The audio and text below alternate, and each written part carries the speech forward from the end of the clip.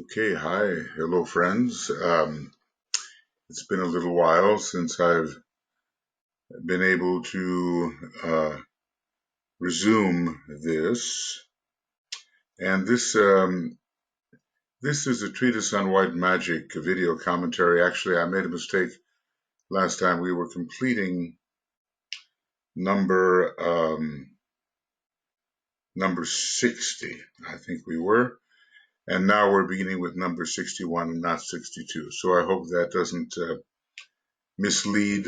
Uh, Too much. We're in the rules for magic for the physical plane, which of course includes the etheric plane, and we're approximately on page 519.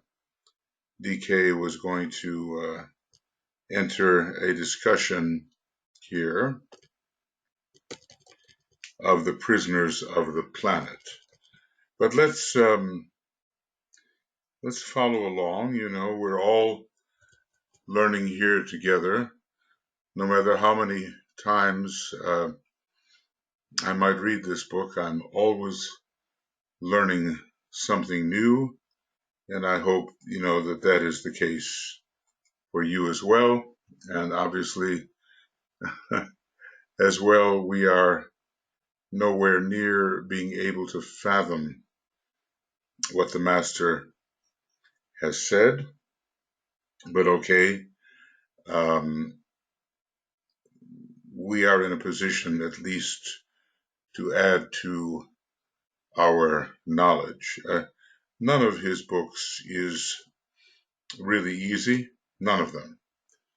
And we have to, some people have said, well, and I've mentioned this before, these were written in the 30s of the last century, in the 20s and the 30s, in the 40s, and over that 30-year period, and so they're old. And yet, of course, they contain the rules for group work in the Aquarian age, which will span some 2,500 years, and they offer the psychological key to the secret doctrine. And so, I'm kind of wondering, there's a timelessness about them, about these books, just as there is in the secret doctrine, no matter in what language it may be presented. It was written originally in English, and maybe some of the terminology has changed now, but the ideas in the secret doctrine, which DK participated in somewhat by offering HPB quite a bit of the material that she commented upon, that material is timeless. So let us proceed. One other point might be of interest before I proceed to speak of the prisoners of the planet and the work to be done with them. It may take me just a little while to catch up. It's been a little while since I've been able to do this. Really, I should be in the United States right now, but circumstances have kept me here in Finland, so I hope I can possibly finish this rules for the physical plane before I have to leave. It would be nice to complete at least this initial commentary upon the book. Anyway, humanity at this time is passing through a cycle of excessive activity. Maybe it's the Aquarius is an excessively active sign, and Uranus, a planet of great cyclic activity. Uranus, the ruler. Aquarius carries the third ray also, but there are many other reasons as well.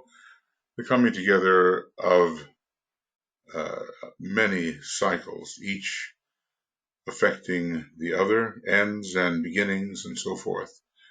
Really an amazing time, and I often wonder whether Christ in the Garden of Gethsemane wasn't shown the cyclic activity of this coming period, and the somehow given the realization that without his help and the help of the hierarchy, there would be a disaster for humanity. We can already see it shaping up if left to the guidance of the human ignorance, which at present is in power in too many places. For the first time in human history, the activity embraces mankind on a large scale in the entire three aspects of the personality: consciousness, and we might here say, including the mind, which has been as a whole underdeveloped for man. Okay, the physical bodies, the emotional and mental states of consciousness are all in a condition of potent upheaval. And this was written, 80-something years ago. So how much more is the case now? This unified triple activity is increased by a cycle of equally intense planetary activity due to the coming in of the New Age. So the planets, which are the rulers of the sign of the New Age, Aquarius, and the decade rulers are coming in very strongly. So we have the Orthodox ruler Uranus, we have Jupiter, the esoteric ruler, and we have the Moon as the hierarchical ruler, but veiling all three of the usually veiled planets, Vulcan, Neptune, and Uranus. So that's those planetary energies are added to the planetary energies of Pisces, which will gradually subside, but we're having a bit of a recrudescence of these energies now, with the departing to other locations within the planetary scheme of the sixth-ray souls, by and large. So this unified triple activity is increased by a cycle of equally intense planetary activity due to the coming in of a new age, the passing of the sun into a new sign of the zodiac, new at this time. It hasn't happened now for 25,000 years, and the preparation consequently going on to fit man to work easily with the new forces and energies playing upon him. And we might say this is the hierarchy's responsibility. Yeah. So hierarchy is doing all it can in the ways available to it to help humanity adapt to the complexity of the new energies which are now available and really forcing themselves into his area of necessary response. So anyway, fitting man to work more easily with the new energies and forces which are playing upon him. I suppose at this time there are very few true Aquarians. I think we're all transitional human types, the average aspirant, the average disciple, certainly the average human being, non-aspiring human being. We are much conditioned by the energies passing out, and we are conditioned in ways that we probably cannot grasp easily by the energies coming in. And how to handle all this, that's the question, and we will do it with hierarchy's help and with the instruction that we are offered. At the center of human life, the integrating group, it is gradually integrating since its founding in the early 30s, or you might even say that that founding was implicated in the 1925 moving of the many of the ashrams to the Buddhic plane, away from the higher mental plane. So it's been a while now, almost 100 years. The integrating group of new world servers must meet, therefore, a very real need to help explain to humanity what is happening and to help humanity be an eager cooperator in these new and growthful possibilities.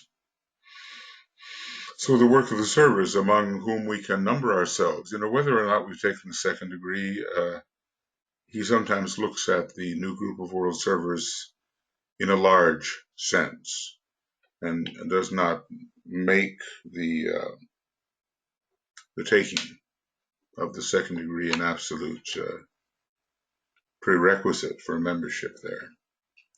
It's more responsible task than simply the men and women of goodwill, because the new group of world servers consists of those who are really working, who are really serving, and they are more than motivated towards the good. They work with consistency towards the good. So anyway, they're meeting a very real need. The soul of humanity is emerging.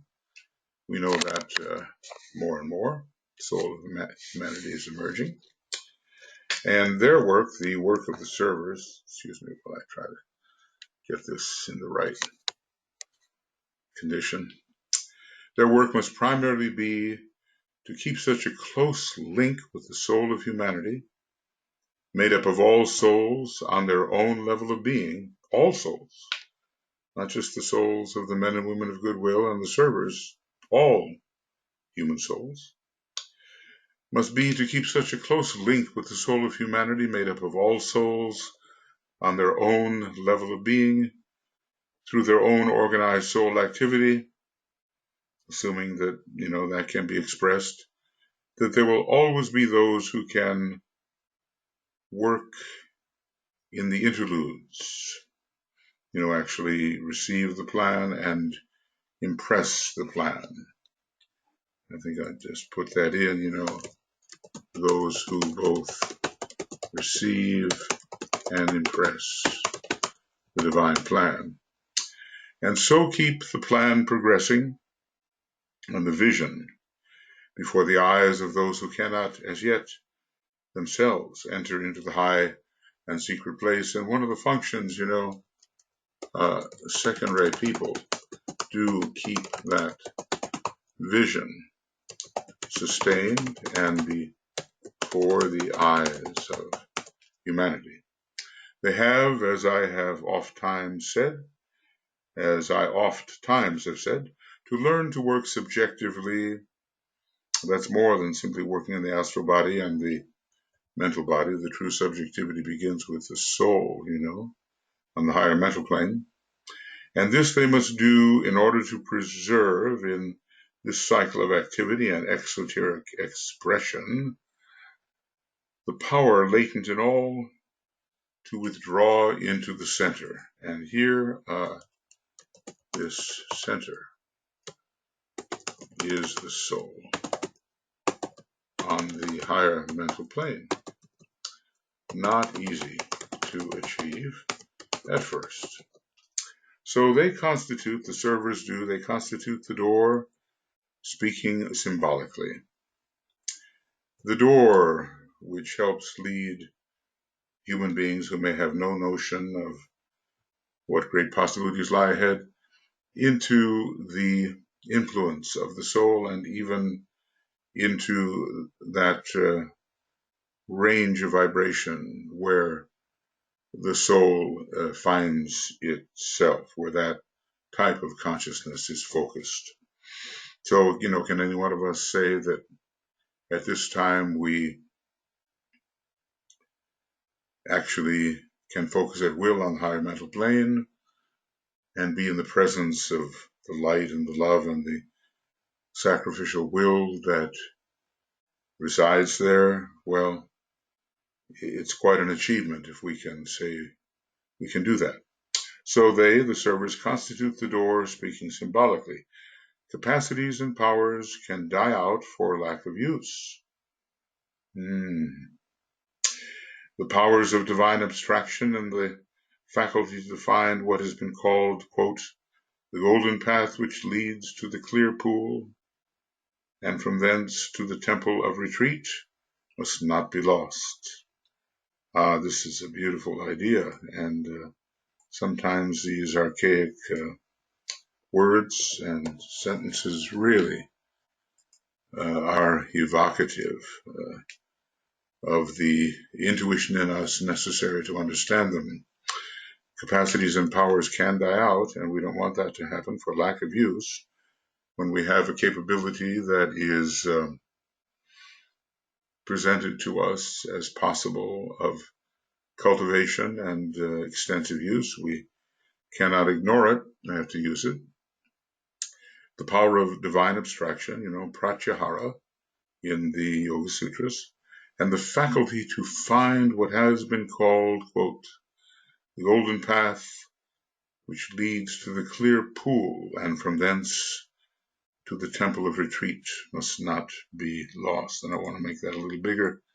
Sometimes Master DK in the full moon meditations has us take a symbolic golden pathway, which leads to an indigo disc. We have to find our way into that state of consciousness, which is really the soul state, and not just speak only theoretically of it. This is the first work of the group of world mystics. Note that this is what the new group of world servers are called.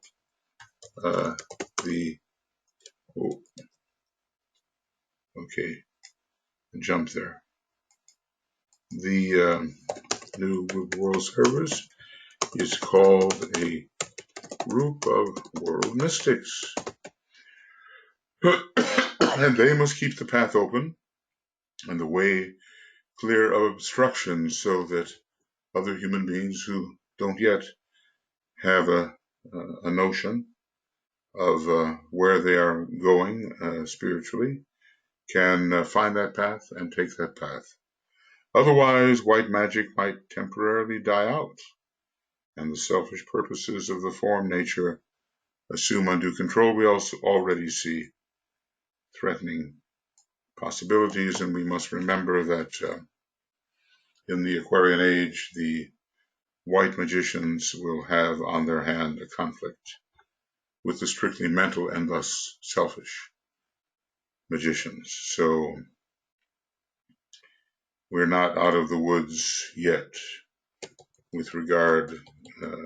Simply entering the Aquarian age does not assure the right development of the human race. This dire event happened in Atlantean days, and the then group of workers had to withdraw from all external activity and, quote, abstract the divine mysteries, hiding them away from the curious and the unworthy. So let us not repeat this dire happening in which the higher powers, beneficently employed, die temporarily of attrition. Attrition of expression. They don't really die, of course, but in terms of our ability to express these higher possibilities, they are no longer available to us, and the counterforce, the forces of form about which we maybe know all too much through long addiction to that limited state of awareness we call materialism, those forces of the form take over.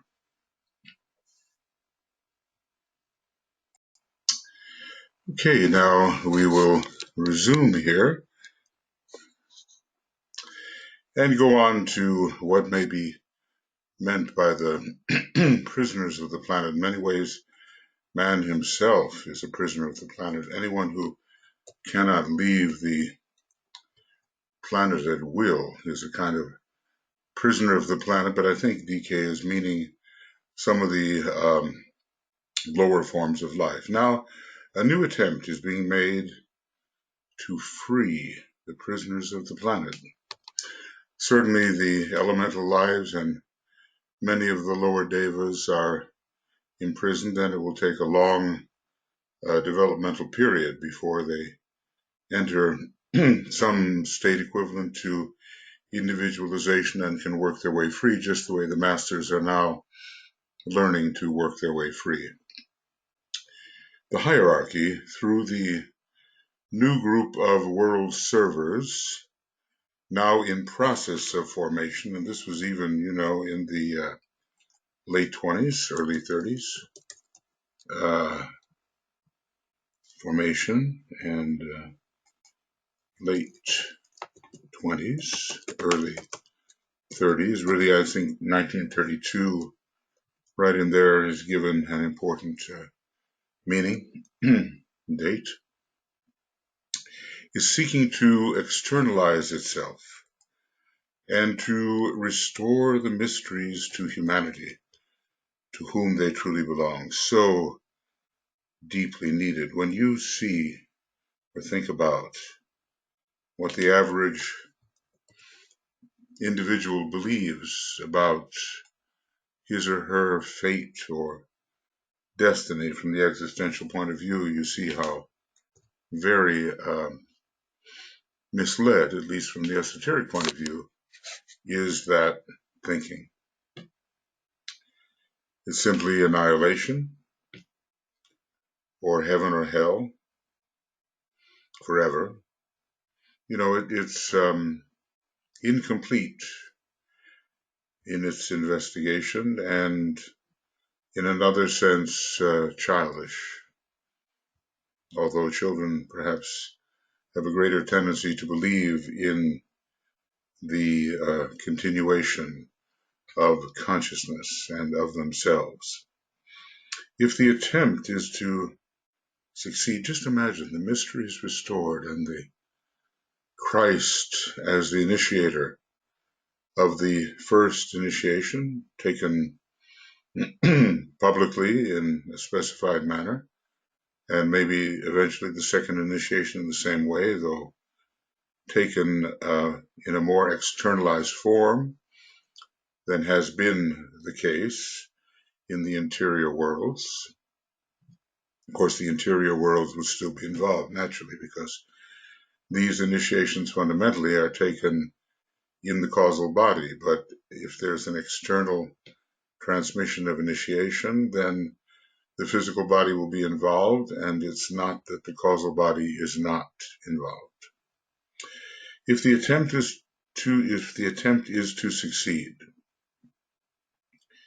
it is basically necessary that all of you, he's speaking to us, who have sensed the vision or have seen a part of the intended plan, should rededicate yourselves to the service of humanity, should pledge yourselves to the work of aiding to the utmost of your ability. Ponder those words and search out their significance, the utmost, giving all. And let's see, what is the next thing? Should pledge yourself to the work of aiding to the utmost of your ability, all world service, and should sacrifice your time and give of your money to further the endeavor of the great ones. Master DK is wonderful in his exhortations. It seems to me as one studies a little bit of what he has said and what has been said about him, even by other masters. He has a great zeal, and maybe he can communicate that to us, because we need it. We really need it now. Excuse me. Rest not, above all, from your meditation work. Keep the inner link. Think truth at all times.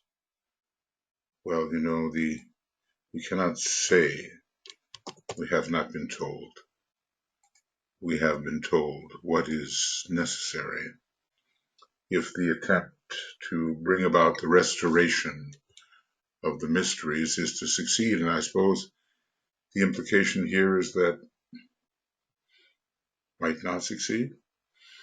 But after all, it seems that there's so much planning going into it, and the forces arrayed on the higher planes are so great, the avatar of synthesis, the spirit of peace, the Buddha, surrounding the Christ, the externalization of the hierarchy impending. It seems somehow it must succeed. Rest not, above all, from your meditation work. Keep the inner link. Think truth at all times. The need and the opportunity are great, and all possible helpers are being called to the forefront of the battle. Remember, this writing preceded World War II. All can be used in some way if the true nature of sacrifice is grasped, if skill in action is developed, and if work without attachment is the effort of each and all of you. Well, how well we could ponder on this, and in relation to the way our life is, our incarnation is presently unfolding. All can be used, and all possible helpers are being called forward to the forefront of the battle. All can be used in some way. And of course, this is always the difficulty. The very first law of the soul must be consciously understood and adhered to. And this is the law of sacrifice. Just because the law of sacrifice essentially means to make sacred, it does not mean that it is not difficult and that it does not call upon the most we have to give, and to those who give all is given. The prisoners of the planet. Okay. So let's see what the master has to say about this. He's told us how to work within the interludes. He's told us about the formation of the new group of world servers. He's told us we must learn finally to focus on the higher mental plane. He said that we have to study academically before we can be given the true formulas. You know how eager people are, and their little ego captures their knowledge and puts their knowledge to the exaltation of that little ego. We know that essentially that is not the approach of the white magician. So the prisoners of the planet, and let's make that just, a little bigger. Okay, let's see here. I'm wanting to, yes, that's it, get rid of all those, little paragraph markers that seem to bother some people so much. Okay, having dealt with the work of the magician in his own interior consciousness and with the need for him to learn the importance of seizing the midway point in his work of using the interludes. These interludes must be recognized, to be recognized and utilized, both major and minor interludes. We now come to the consideration of the objective of all his work. That is, if he is a true white magician. You can understand that this book is partially defensive because we are entering an era when high mentality, intellectuality, and power will combine. But what will be the motive for their combination? Will this combination serve the little separative self, or will it serve the group, the whole, the expression of the divine plan? So all of us, even if magic is not per se, if we're not, let's say, on this 7th ray or 3rd ray, whatever, we're all of us becoming white magicians. Maybe not like Master R or Master DK, but to some extent we are becoming that, and we are learning how to express the white magic of the soul. It is stated clearly that this objective is freedom giving, right? It's to release the prisoners of the planet. So, in a way, you could say, or ask, under the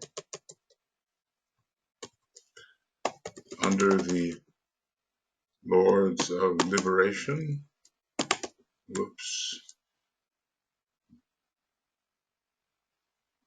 of the planet. Okay, sorry, I just need to.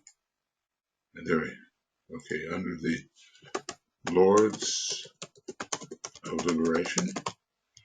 Well, we know that a major Lord of Liberation, the one who brings freedom, is working in Shambhala at this time.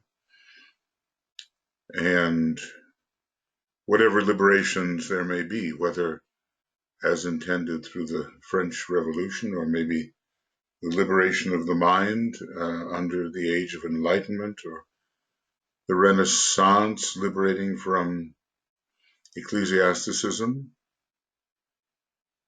or the liberation that we can experience today with the flooding of the consciousness of humanity with the presence of esoteric knowledge. We are all participating in some degree of prisonership, and under Uranus,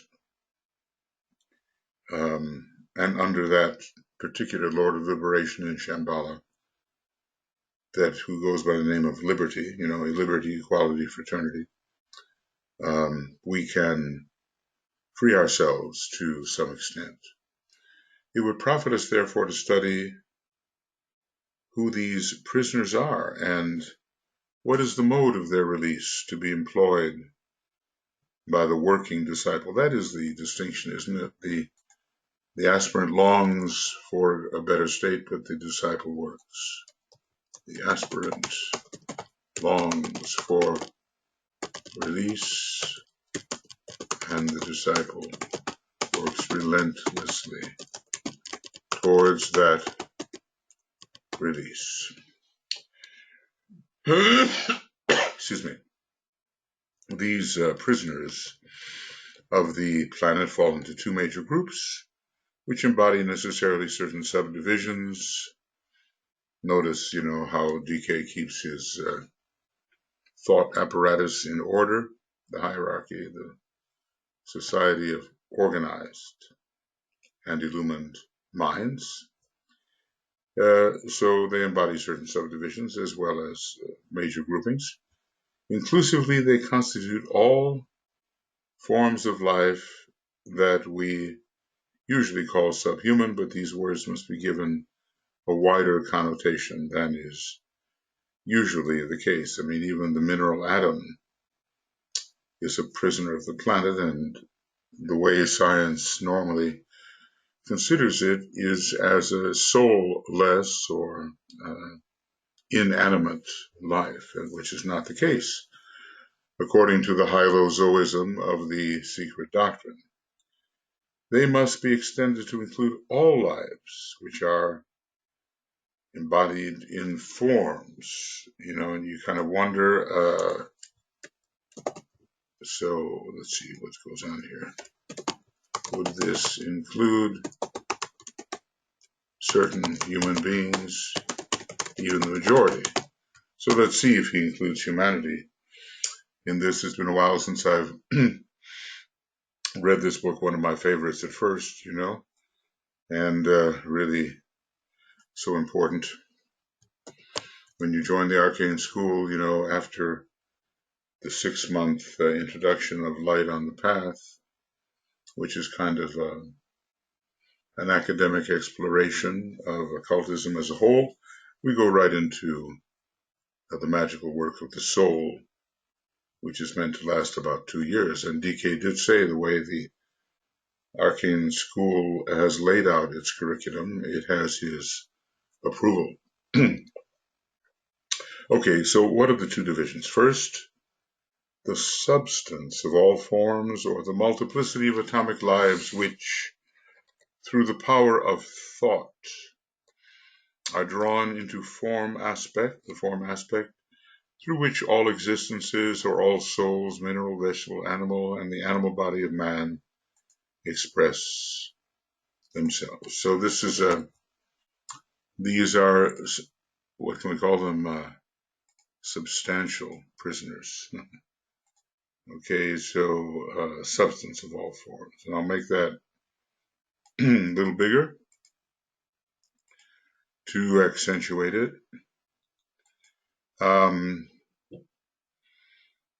Yeah, well, the work in the earlier kingdoms, I guess every monad works through the elemental essence in involutionary descent, and through all of the kingdoms, and through various forms, which are, it looks like for the most part, aggregated until we get kind of one-to-one correspondence occurring between the monad and the particular vehicle used when we enter humanity. So the substance of all forms, the multiplicity of tiny atomic lives, which through the power of thought, the working etherically, I suppose, are drawn into the form aspect. That's interesting, through the power of thought. Now, normally you might think that just the etheric form itself would be enough to draw them into form, into physical form, but thought is behind that, and there is a special connection of the mental body with the etheric body. This opens up a wide horizon and covers practically the work of creation on the physical plane, so that we cannot even touch upon it. It's a huge subject. Under the law of magnetic attraction, and owing to the impulsive, impelling, not suddenly and without thought, because certainly the universal mind has premeditation about it. Owing to the impulsive, impelling activity of the universal mind as it works out the purposes of the solar logos, or of the planetary logos, these constituents of the matter of space, these atoms of substance, are drawn together, manipulated in a rhythmic manner, and held together in form. So these are lower order lives from our perspective, and yet we are a part of them, and they are a part of us. There's no life in cosmos which does not have the same essential identity, even if not the same obvious identity. Okay, manipulated in a rhythmic manner. The seventh ray is coming in there, and there are cycles in these tiny little lives and vibrations of a certain frequency connected with these tiny lives, and hence the use of the word rhythm, and held magnetically together in form. And note that the law of magnetic attraction holds them together in form. This universal mind is applying to the solar logos, but also to the planetary logos. Upon the cosmic mental plane, all of these logoi have their main and original mental activity. It's not so much as they work out on the cosmic physical plane. They do. These mental activities work out there, but they originate on cosmic planes altogether higher than the cosmic physical plane. Through this mode of creation, existences come into manifestation, participate in the experience of their particular cycle, whether it is ephemeral, like the life of a butterfly, or relatively permanent, like the ensouling life of the planetary deity, and vanish, and we might say, from normal registration in the lower three worlds. So the cycle, what is it, the May fly, or is it the June fly? They live one day. That's their cycle. And we notice that among the animate living things of Earth, the human being has a very nominal cycle. A great sequoia tree, much longer. And even maybe certain of the reptiles, maybe turtles, giant tortoises, that kind of thing, live longer than man. Anyway, every living thing in form has its proper cycle, its proper or average duration. Maybe in the old days more was known and man lived longer, and certainly some of the masters seem to show that this is indeed possible, and that the body, the outer form, can be sustained. Some people are hoping through cryogenics, the freezing of the physical body, that when medical science can cure what's malfunctioning in that body, they will be restored to consciousness. There's not very much faith in that, and the body is a great limitation, usually, to the consciousness within. So we need ever new types of bodies generated and regenerated according to the expanding inner consciousness. But of course, when you're dealing with such a materialistic view as cryogenics, based a lot on fear, I would say, the growth of consciousness and its cause of the outer form are not considered reasonable explanations. Okay, so anyway, eventually, whatever life it is in form will vanish from that aggregation. It will fall apart, and the life itself will be focused on a higher plane.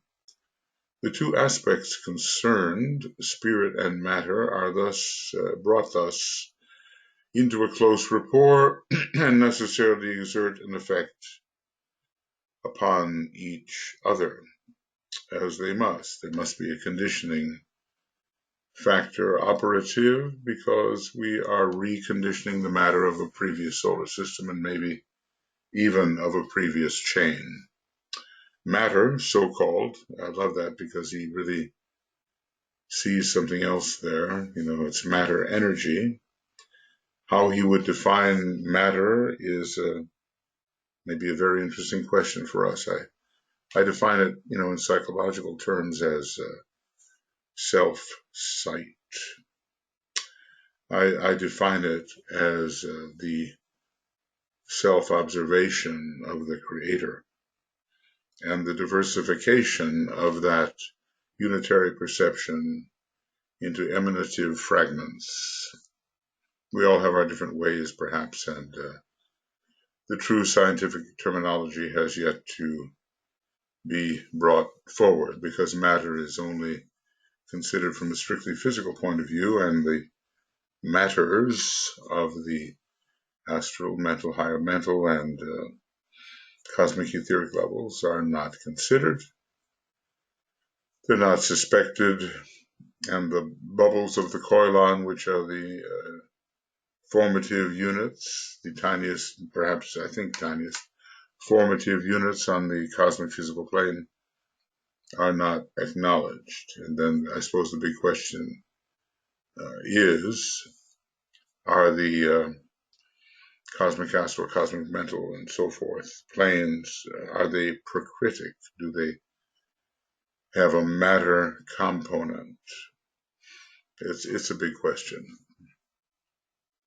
Matter, so-called, is energized or lifted up in the occult sense of the term, he says, by its contact with spirit, so-called. Obviously, there's probably much better ways to name these rather familiar states. I think so. A much better way. But okay, we are left with the terminology we have, and as our science develops, or as the masters see fit to confer upon us truer names to describe a truer identity of these factors, then we will have a change in the vocabulary. Spirit, in its turn, is enabled to enhance its vibration through the medium of its experience of matter. And, well, okay, spirit in this case is not pure being, apparently, I would say. Because I think, ultimately pure being cannot be in any way enhanced. Spirit, in its turn, is enabled to enhance its vibration. It is the observer, it is the subject, through the medium of its experience in matter, and maybe becomes capable of some sort of further self-observation, further generation, a more advanced type of materialization in an impending cycle, maybe in this mode of self-observation. Not all of the self is accessible, immediately accessible to sight, and maybe an increasing degree of that which is inherent in the observer emerges over time. The bringing together of these two divine aspects, spirit and matter, results in the emergence of a third, which we call the soul. I suppose, awareness, soul, consciousness, sensitivity, touchingness, all of these are related to the word soul, knowingness, awareness. So maybe both spirit and matter are essentially in darkness until the sun of consciousness blazes forth as light upon spirit, light upon matter. So there's the emerging of a third factor, which we have called soul. And through the medium of the soul, spirit develops a sentiency and a conscious awareness and capacity to respond, which remains its permanent possession when divorce between the two comes around eventually and cyclically. So we have, let's just say, whatever spirit is, it is equipping itself through contact with matter. We're talking about here the enrichment of spirit.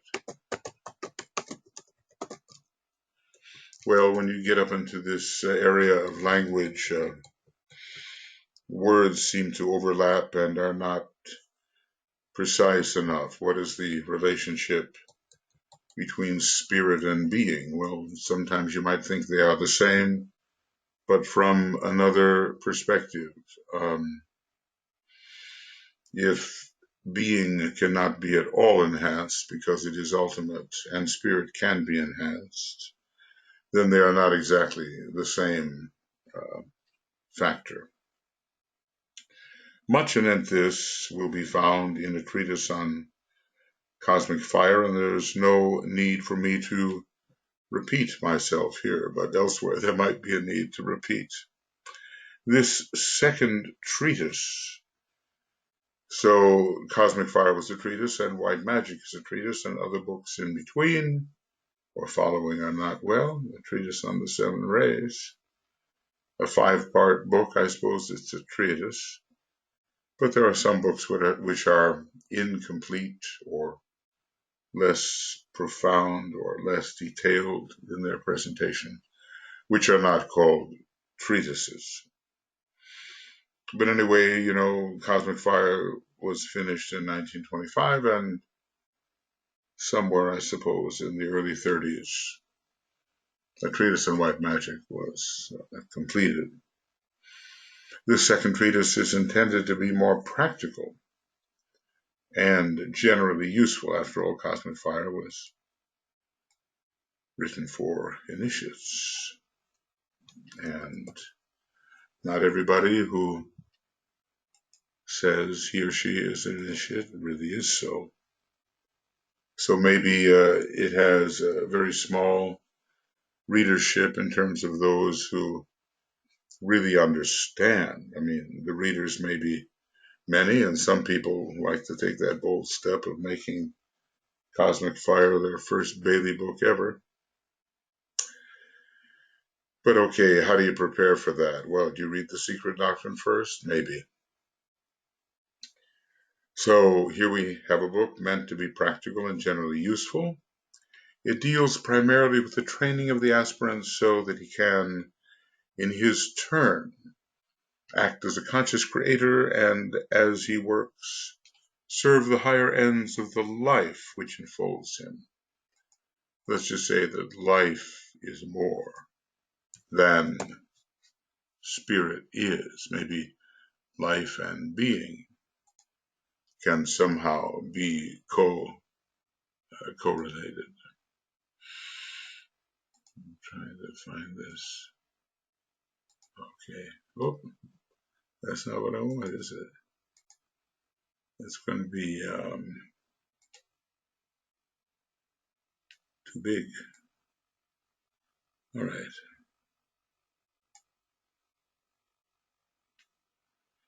Right. Somehow. All right.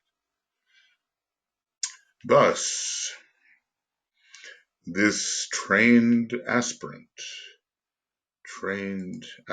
and may we be such, because certainly we are aspirants as well as disciples, aids in the materializing of the plans of God. They can't just stay up there on the monadic and atomic plane. They're meant to recondition and rearrange the relationships in the lower three worlds and in general in the field of the relatively dense matter which we find on the lower 18 subplanes and even on the lower 21 subplanes.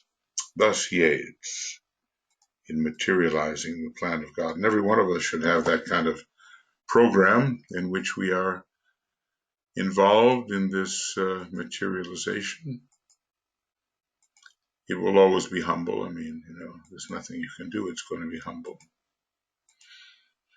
It's going to be small compared to what is really happening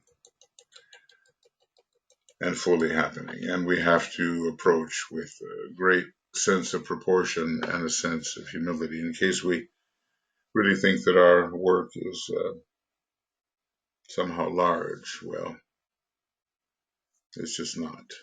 Maybe from the point of view of what humanity itself might accomplish, the work might look large, larger, smaller. But from the point of view of what these greater beings, even within our planetary scheme, are, the work is small, but in aggregate, it is necessary. The training of the aspirant, the indicating to him of possible trends and lines of evolution, he has to prove it for himself eventually. It becomes possible if he'll accept the hypothesis. The indicating to him of possible trends and lines of evolution and the definition of the underlying purpose is all that seems wise to impart at the present stage in which the average aspirant finds himself. They just can't give too much, And Master Moria has basically said if you give all, you put on chains. You put on chains. You have to make it possible for the individual to search for himself. The training of the aspirant, this is what has been given. The indicating to him of possible trends and lines of evolution. He doesn't know for sure, but he may be taking one or other of these lines. He may be following one or other trend. And the definition of the underlying purpose, to redeem the matter inherited from the past and to help free the prisoners of the planet. The definition of the underlying purpose is all that is wise to impart at the present stage in which the average aspirant finds himself. Of course, the masters are eager for humanity to absorb and to progress, but they know that too much given can complicate the entire matter and slow the process down. This has been attempted in these instructions, and there has been given also some new teaching anent the emotional vehicle. Yes. And probably, if we think clearly, we will find the ways in which that has been done. In the next century, that's our century now, isn't it, friends?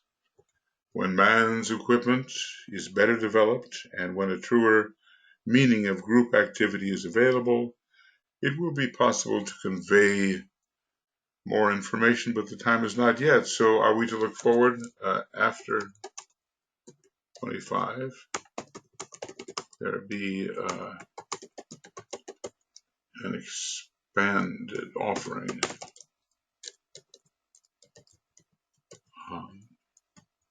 White magic.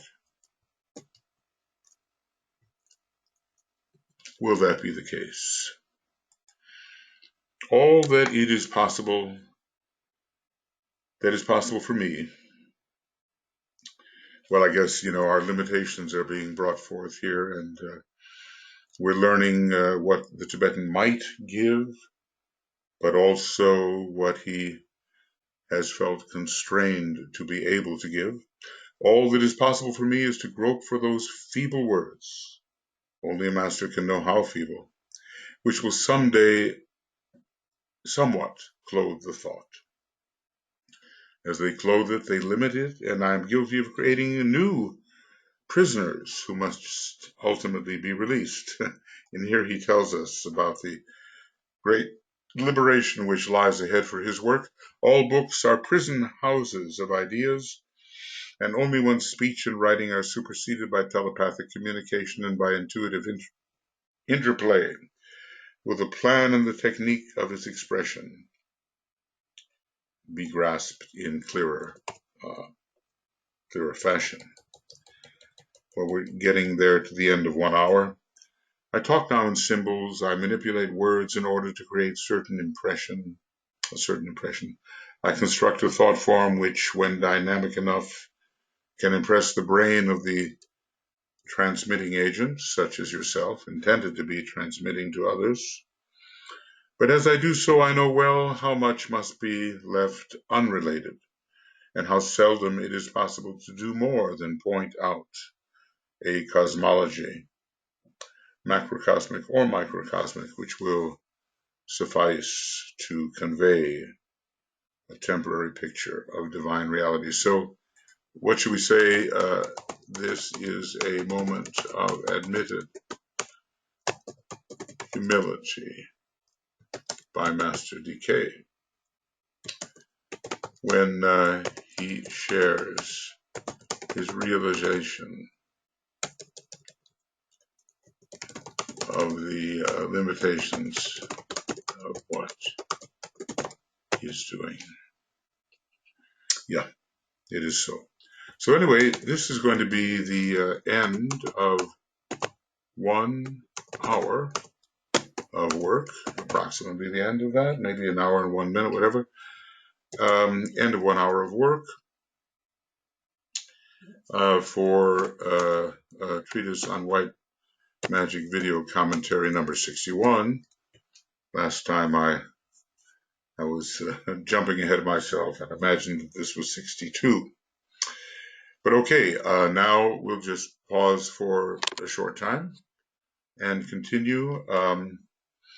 I find that, after all, even though less convenient for transcribers in the long run, it is better in preparing these to make programs of 2 hours or 3 hours perhaps, and it does save time in the middle. So we will return quite shortly. Okay, let's resume working on the second hour of the 61st commentary here, or at least it's the second commentary in Rule 12. So it's, you call it 12.2. I have to remember, I think the first commentaries on Rule 1, on rules for the mental plane and the introduction go some 50 or so, something like that. Anyway, this numbering system seems to have been begun when I did the work on the rules for the astral plane. All right, let's see what he's going to tell us now. I talk to you of laws, and I seek to formulate them intelligently, but I am dealing really with those divine impulses which emanate from a cosmic creator and become laws as they produce effects in the matter of space. Let's just say laws which cannot be disobeyed,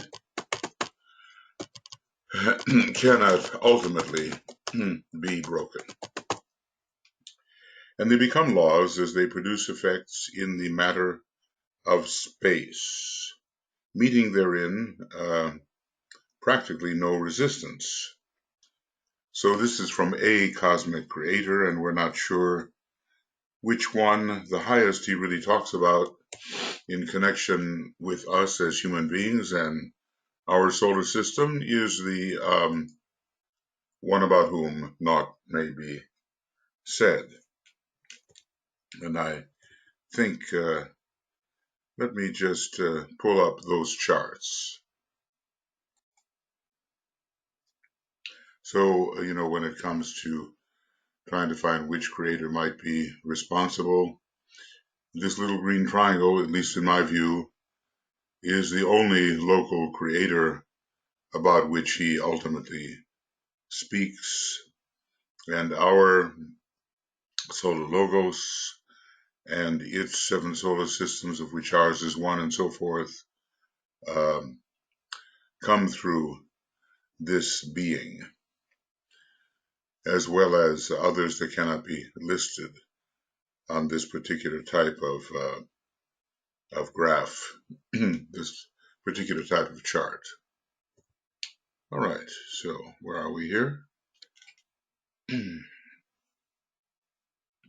So other divine impulses which also cyclically stream forth have not as yet carried such a strong vibration and have not therefore been as powerful as the vibration of the combined substance affected. Okay. So in this case, the tendencies of form outweigh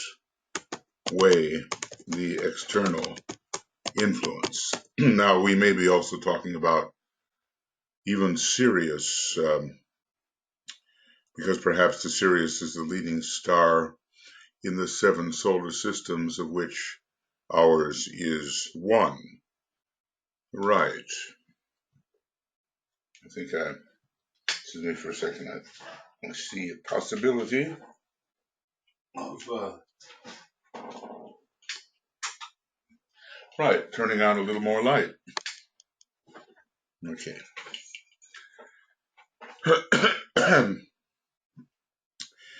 So these ladders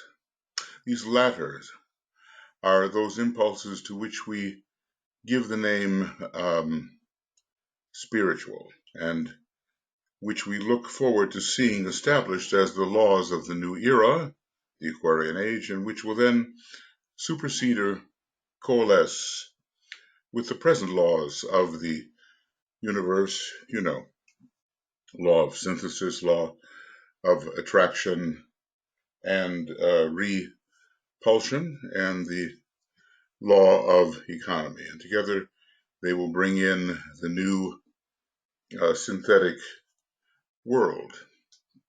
So we expect many external powerful impulses from various cosmic creators, but those from Aquarius will be very important, and for that matter, the air signs will be powerful at this time because they are related to Aquarius. So the constellations Libra, which he already tells us will be important, constellation Libra will be very important shortly in the planetary horoscope. And what of Gemini? Well, considering that we look at it as the head of the cosmic Christ, let's just say that it will be strongly important because the Christ is returning with his hierarchy, and he will convey the great second ray, which is administered to us through Gemini and Virgo and Pisces. Well, it's a big picture that he is presenting us with at this time, and we have to somehow, expand our consciousness and grasp these possibilities. They may seem irrelevant to what's going on in our ordinary daily life, but they are not. They are the sources of the very energies with which we work and which we have to apply in very ordinary circumstances. But how can the whole be comprehended by the part? he asks. And this is a legitimate question. I sometimes ask myself that question when I think of the relationship between any universal logos, of which there are and always have been infinitudinous. How can the whole be comprehended by the part? How can the absolute, or its, what can I call it, articulation, absolute infinity, how can it be comprehended even by a universal logos, which is like an infinitesimal compared with it? There's no definite thing that's not an infinitesimal when compared to the absolute infinitude. How can he says, how can the entire plan be noted by a soul which sees as yet but a tiny fraction of the structure? Well, it can't. But we've been in this position infinitudinously until we've reached such a point in the elevation of a universal perspective through emanative retraction, I call it, that we can see more. And maybe not the entirety of the plan until we reach total re-identification on its own level with the universal logos. Bear this, this is equally important, so I'll just highlight it. There's such wisdom here, I'm sure we will all have to agree, such wisdom in what the Tibetan teacher is presenting to us.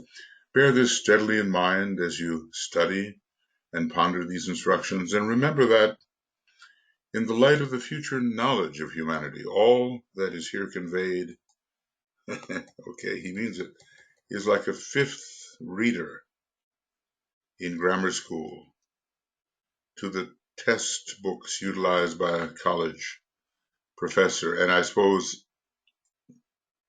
this term fifth reader is not happenstantial, deliberate choice of number, indicating something related to the mind and soul. He might have said, fourth reader, sixth reader, he might have said something of that nature, but he chose fifth. I find it very rare that the Tibetan will ever choose to say something which is not significant and which is just random. So there are test books. Maybe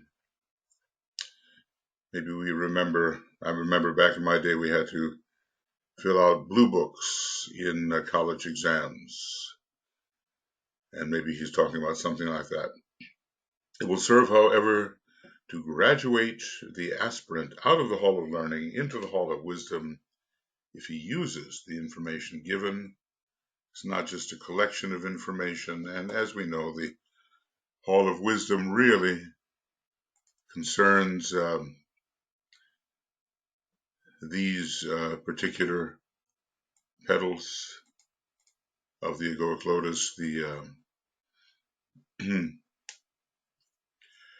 the seventh, eighth, and ninth petal of the egoic lotus. Right. Okay, so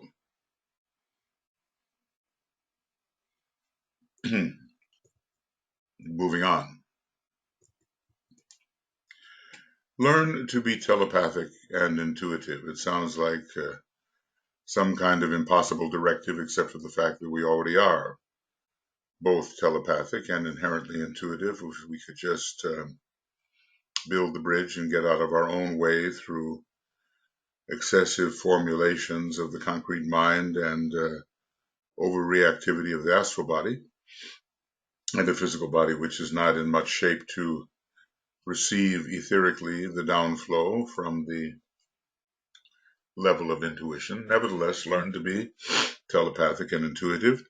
Then these forms of words and these ideas, clothed in form, will not be needed. You will then stand face to face with naked truth and live and work in the terrain of ideas and not the world of forms.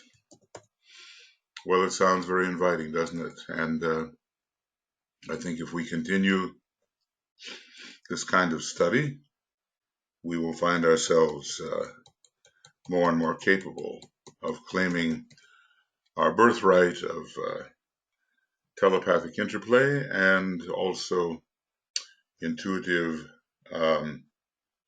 apprehension. Oh, I think I see one of the problems here. Well, it will have registered rather low for a while, and I hope you've been able to hear me. I had the microphone down quite low, but let's just hope. Okay, something registered anyway. So we leave the vast expanse of lives covered by the unmeaning phrase atomic substance in the first Prisoners of the Planet discussed,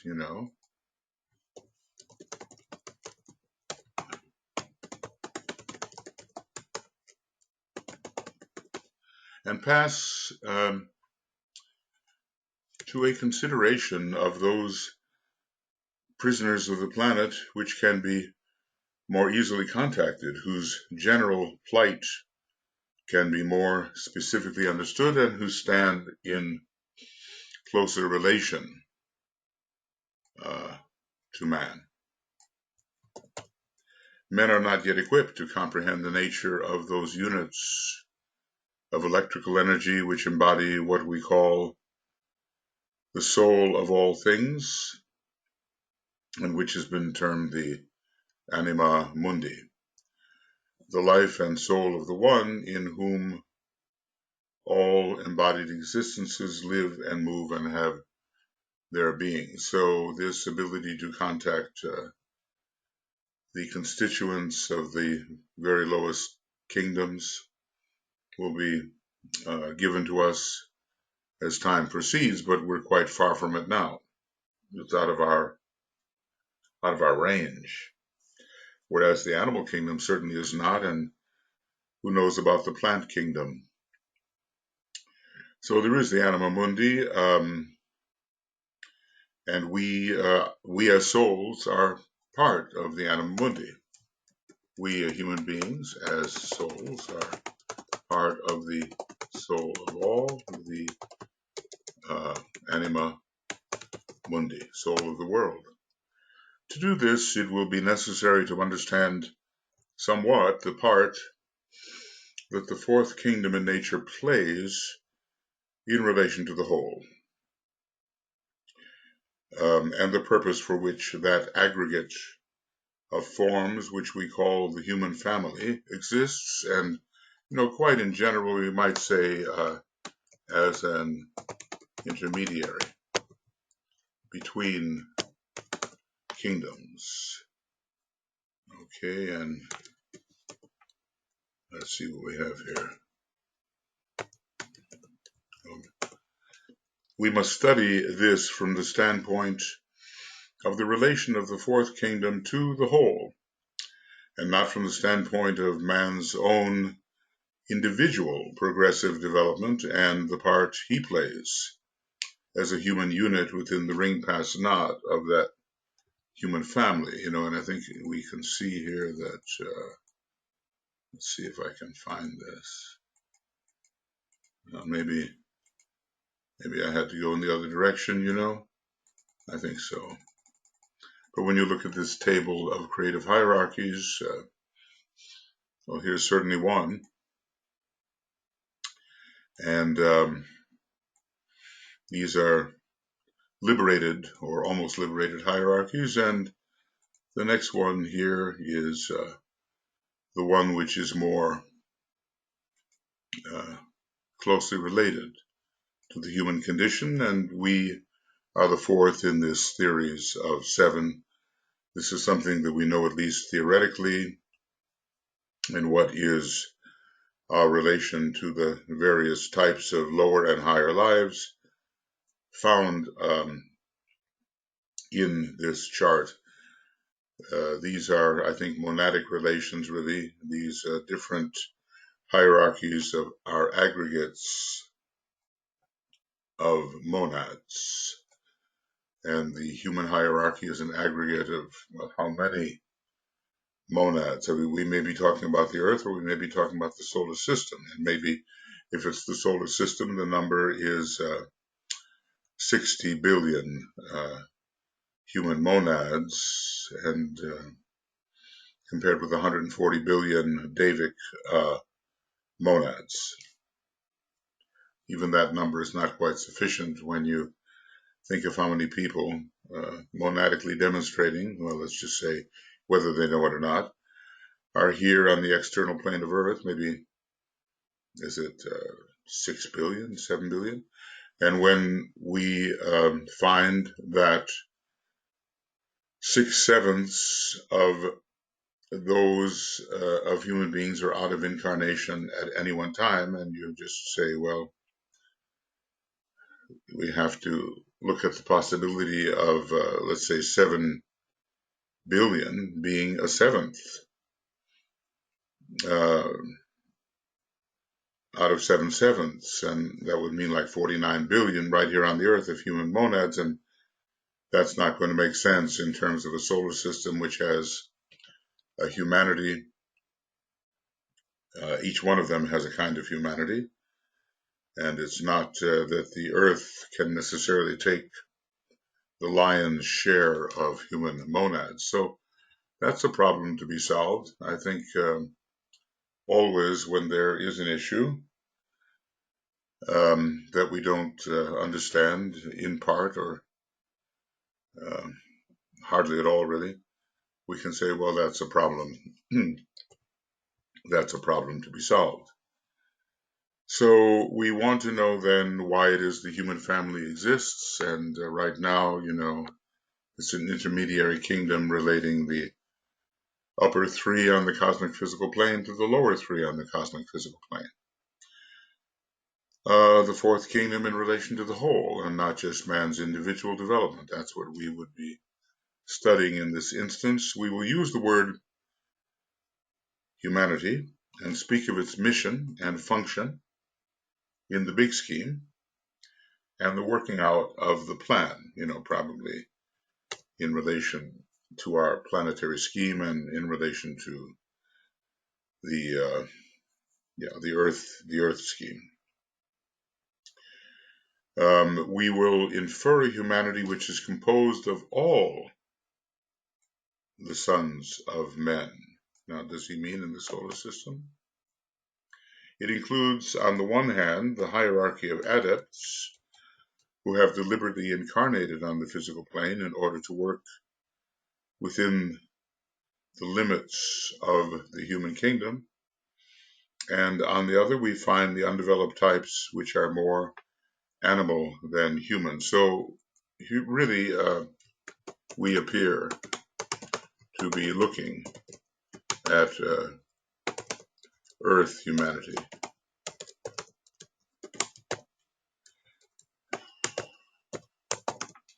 Between these two extremes, we find the many and varied types, the developed and the undeveloped, the intelligent and the unintelligent, all who are covered by the word man. I mean, we have forms of life which are human within other planetary schemes, but we're not worried about that right now. When we look at the titles of the kinds of schools that are found in other planetary schemes, we get some idea of the kind of men or human beings that can be found there. If graduates of the Earth are called living stones, and graduates on Vulcan are called fiery stones, we realize there is some kind of commonality there, but we're not really knowing anything about them. Maybe when, as lotuses, they reincarnate on Earth for the acquisition of some particular capacity which they could not develop on their home planet, then maybe we can look at them more within the context of man and how they function within the human vehicle. For instance, quite a number of the scientific types without the second pedal really developed, maybe coming from other, as lotuses from other planets in our solar system, maybe Vulcan, maybe Mercury. But I would think, Vulcan especially, and they don't have that second pedal developed, and they can be perhaps identified in their reactions within, or responses within, the human race. All right.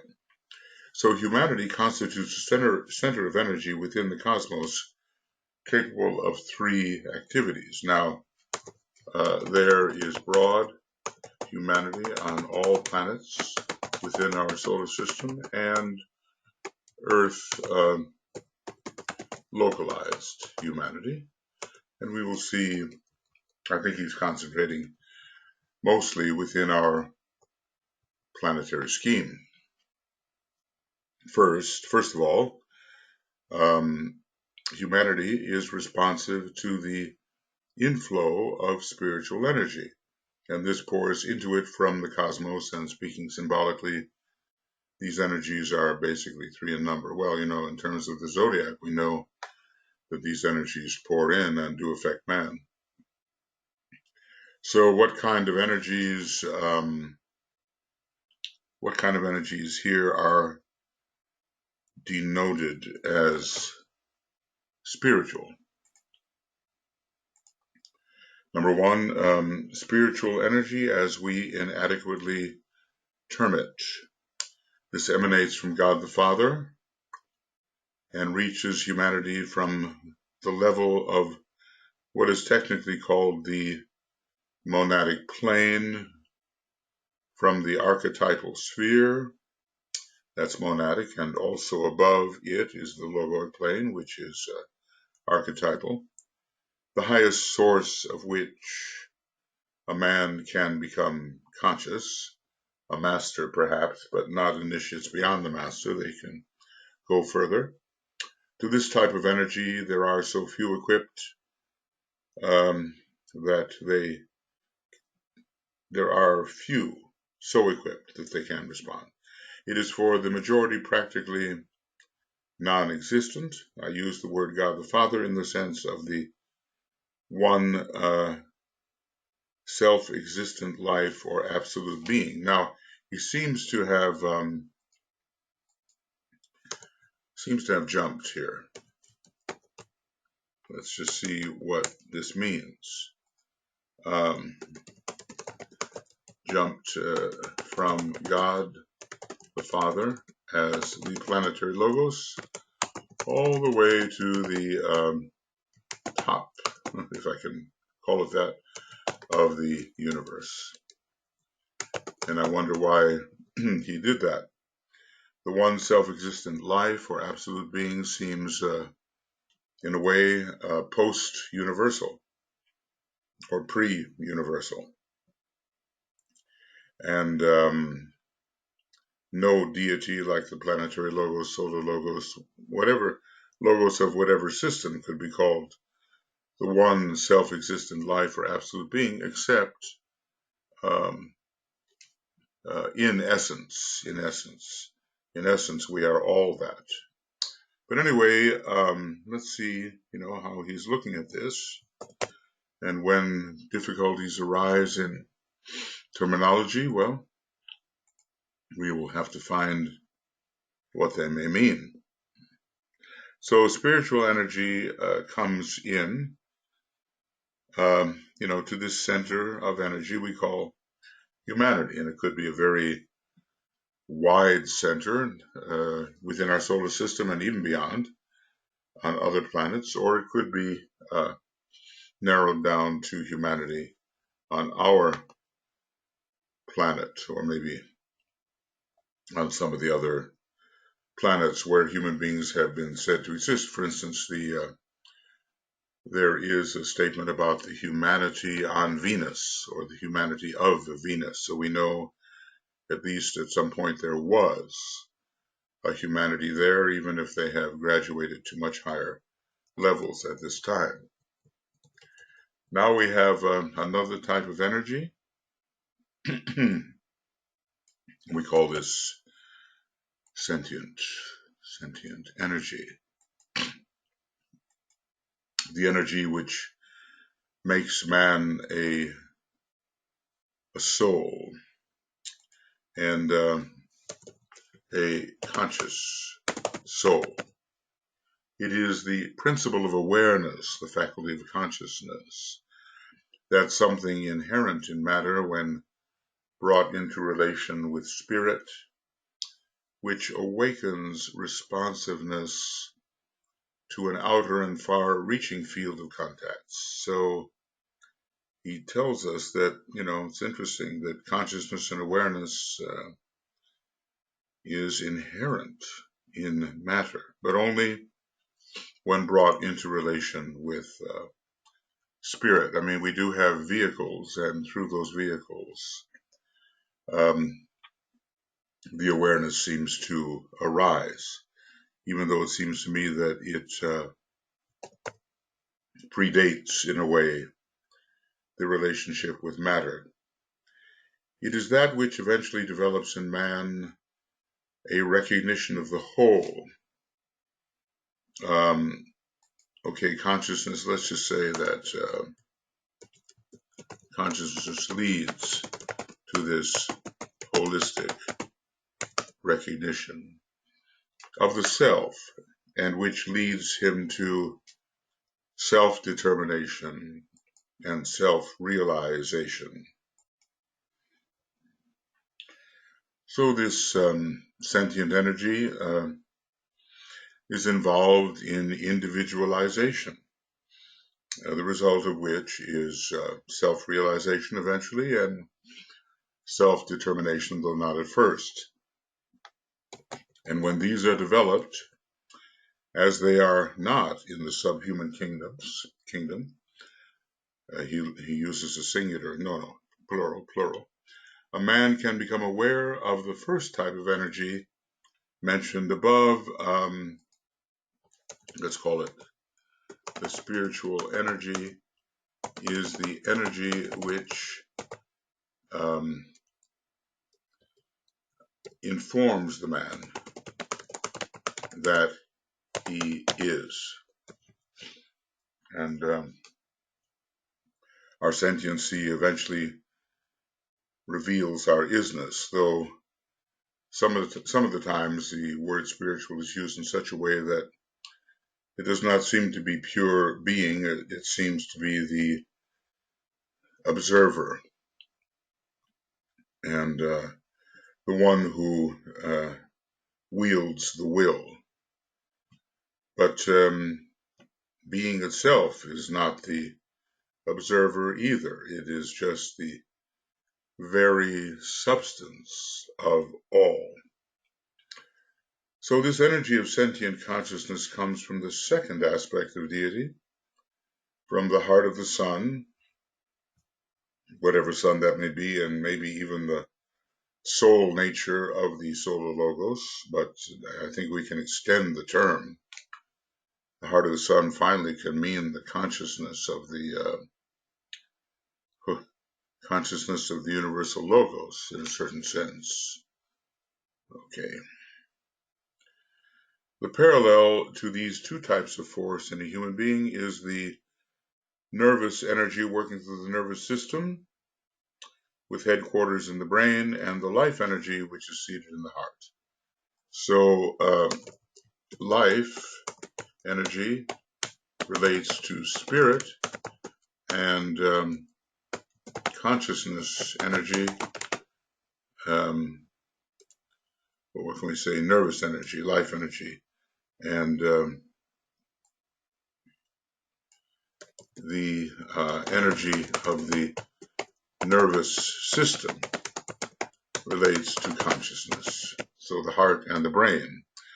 In this case, the heart is more fundamental even than the brain. I guess it's possible to be brain dead and still technically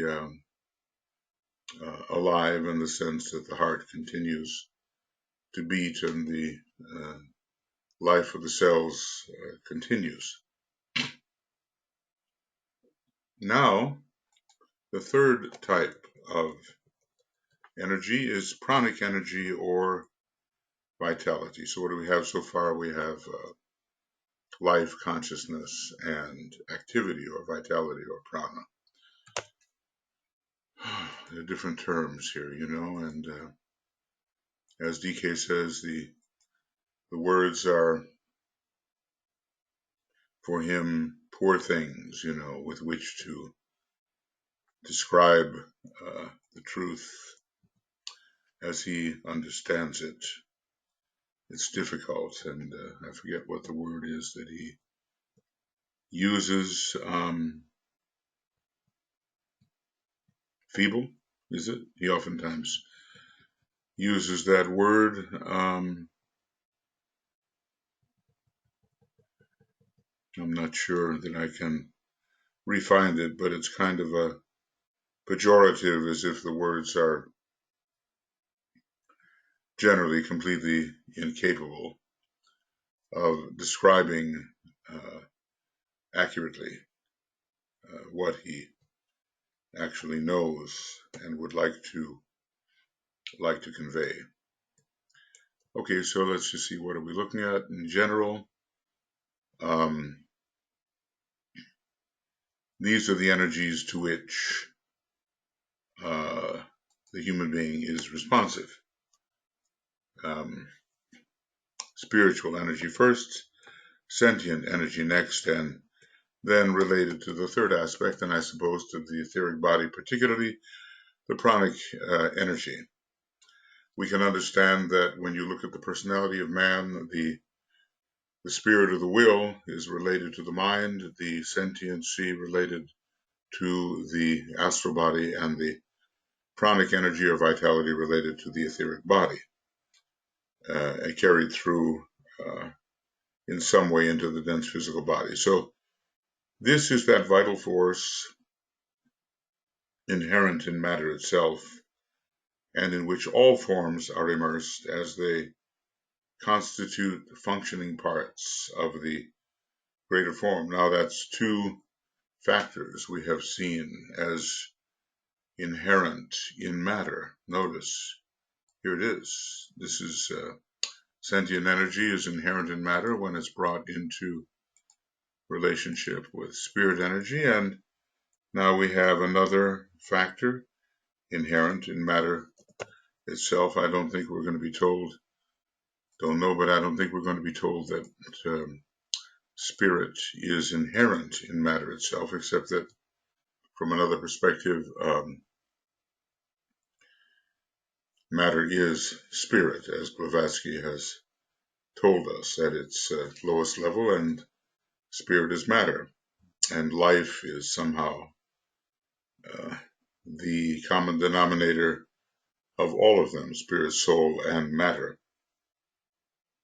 And matter does contain this vital force, and a new way of looking at matter in a non-material way is to consider it from its force angle. Matter is energy, matter is force. So this is that vital force inherent in matter itself, and in which all forms are immersed as they constitute functioning parts of the greater form. I mean, the forms are fed by this vitality and can act and react and move and so forth according to the intensity of the vitality. So to this, all forms respond. This type of energy comes from the physical sun and works actively upon the vital bodies of every form in the natural world, including the physical form of humanity itself. So even the physical form is affected by vitality, and we know very well there are occasions when we are more or less vital, and there are ages, perhaps, when we are more or less vital in that sense of being able to appropriate vitality. Leadbeater has even pointed out the ability to see these units of vitality. He calls them, I think, vitality globules, and they seem to shine within the sun. You can see them dancing, I think. It's probably a capability of the physical eye itself. All right, so man is able to absorb these three factors. Man is an energy center within the cosmos, capable of three activities or three types of absorption. A center of energy. Let's kind of increase that as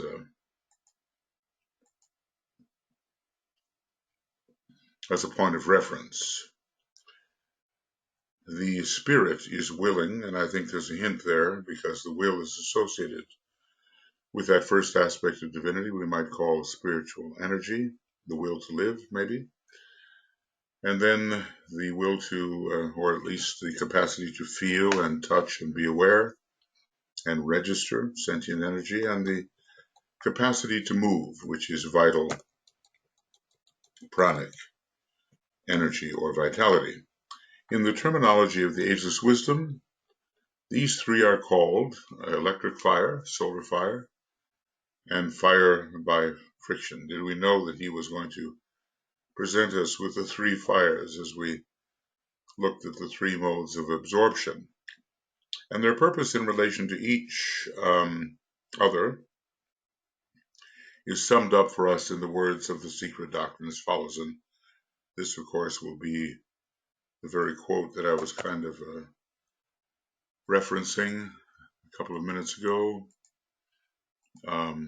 Matter is the vehicle for the manifestation of soul on this plane of existence, and soul is the vehicle on a higher plane for the manifestation of spirit, and these three are a trinity, synthesized by life which pervades them all, and it's rather as if life equals being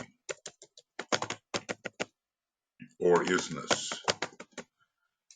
Life is not any one aspect of divinity. Life somehow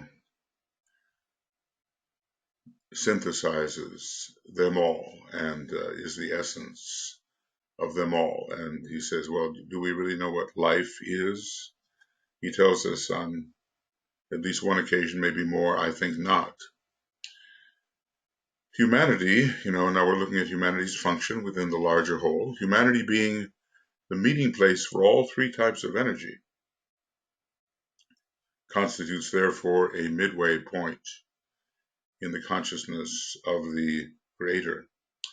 The Creator, which we all are in a way, descends through emanation into various depths of consciousness, and our particular depth of consciousness is ruled by the fourth ray. So humanity's particular depth of consciousness is ruled by the fourth ray.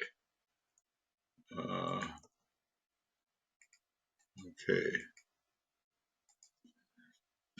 This midway point, another midway point, some intervals, or there are these interludes that can be seized, but this is another definition of the midway point. This midway point has to be seized by the active creating agent in some such manner as the aspirant has to learn to seize his midway points in the tiny bit of magical creative work which he is seeking to carry forward. So this is a big analogy we're being presented with, and but the being is much greater. the active creating agent, a large being, a creator. And how is it that humanity as a midway point is seized?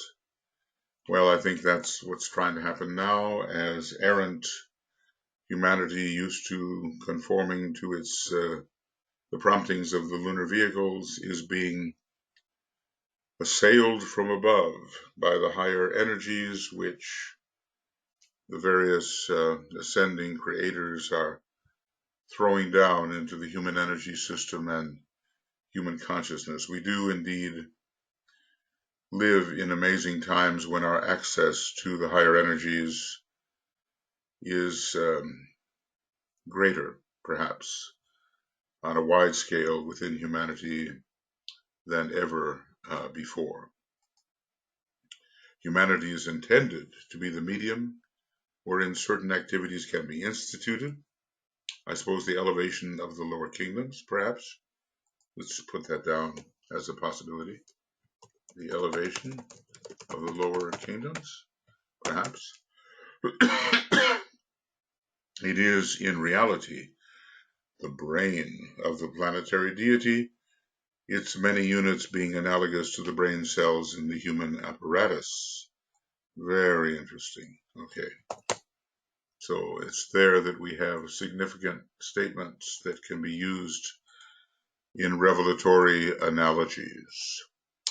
Humanity is the brain of the planetary deity. It's also, in a way, the throat center, and is sometimes even called, maybe in its higher brackets, the ajna center. It's given kind of an etheric meaning, as well as here, a physical meaning. And we're all a brain cell. And of course, if you look at the analogy of the individual's human brain, we're told that maybe 90% of it is asleep. And you kind of wonder, as you look at human beings, who are the sleeping ones? Who are the sleeping cells? And how can they be awakened?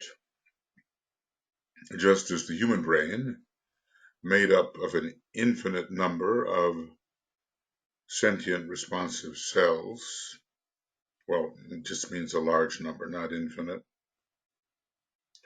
can be suitably impressed when quiescence has been achieved and can become the medium of expression for the plans and purposes of the soul, transmitting its ideas via the mind. So the planetary deity, working under the inspiration of universal mind on the cosmic levels, can impress humanity with the purposes of God and produce consequently effects in the world of phenomena. So this is a greater creator, really, impressing all of humanity, that is, all of the brain cells. So the analogy holds good, but where will come the quiescence of humanity, those great moments of silence among the human race, wherein they can be impressed? I've often wondered at how people resist the moments of silence which are suggested as useful. And I think it may be fear of the sublime, the rejection of the sublime, because some higher energy might come in which would disrupt the constant reactivity of the lunar vehicles, and the human consciousness is used to that type of reactivity as if it is reality.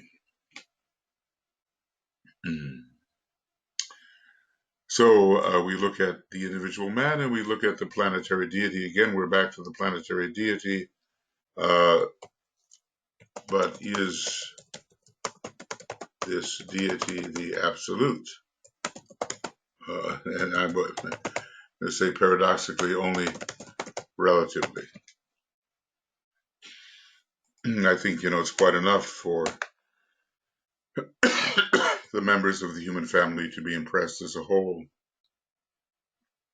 by the hierarchy, or by Sanat Kumara, or even by the planetary deity. Eventually it will be not only possible, but it will be that which does occur. And when we look at the alignment between soul, mind, and brain, we might have to look to the cosmic planes and say that at last, eventually, the human family will receive the impression of the planetary soul and its mind,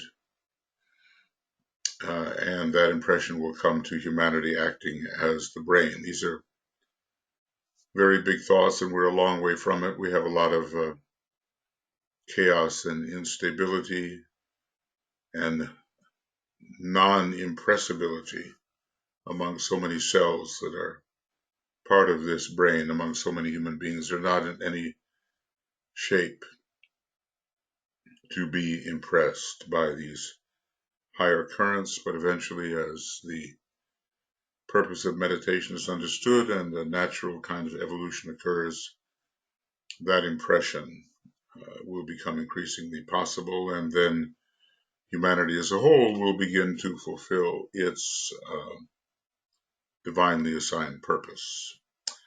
The members of the hierarchy represent those who have achieved peace and quiescence. Now, the name for that among the three gunas is sattva, rather than tamas or rajas, and can be impressed. Now, so now we're talking about, this is important here, the science of impression. So the members of the hierarchy have grown into that quiescent state where peace is achieved, enough peace for impression to occur, and enough quiescence that there be no resistance. As Master Mori once said, well, you can talk to a man, but his manas may resist you. So use the power of suggestion instead. And there's so many people who will argue with you immediately based upon their ignorant formulations. Not to say ours are perfect, but being the beneficiaries of the ageless wisdom, we can carry something of a higher type of understanding, reason, rationality, and even if it is rejected, still it is pointing to the truth, which maybe we cannot fully articulate, but which is the truth. So, members of the hierarchy as a whole, unless they are Chohans, are still human beings. They are no longer men, as are the masters. Well, he's speaking of the Chohans, who are no longer men in the way that the masters still are men. So the members of the hierarchy can be impressed. Aspirants and disciples represent those brain cells which are beginning to fall into the larger divine rhythm, and they are learning the nature of responsiveness. And that's who we are, aspirants and disciples. And there are rhythms having to do with ray life and with astrological life, and probably many rhythms of which we are unaware in terms of their origin, but they do entrain us, rhythmic entrainment. We are entrained by those larger cycles. So they are learning the nature of the responsiveness which characterizes the hierarchy. The mass of men are like the millions of unused brain cells which the psychologists and scientists tell us we possess, but do not employ. This is, I guess I read this before. Huh? Okay, so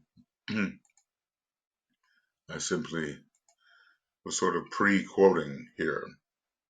But the analogy is a good one. By what higher creator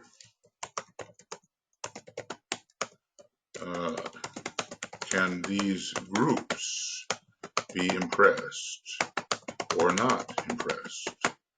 And it seems that the only ones that can really be relied upon to know something accurate of the divine plan are the real and full members of the hierarchy. As for the rest of us, we're simply, on our way to that type of sensitivity. The analogy you can think out in greater detail for yourself, and there will be divisions, of course, within these groups.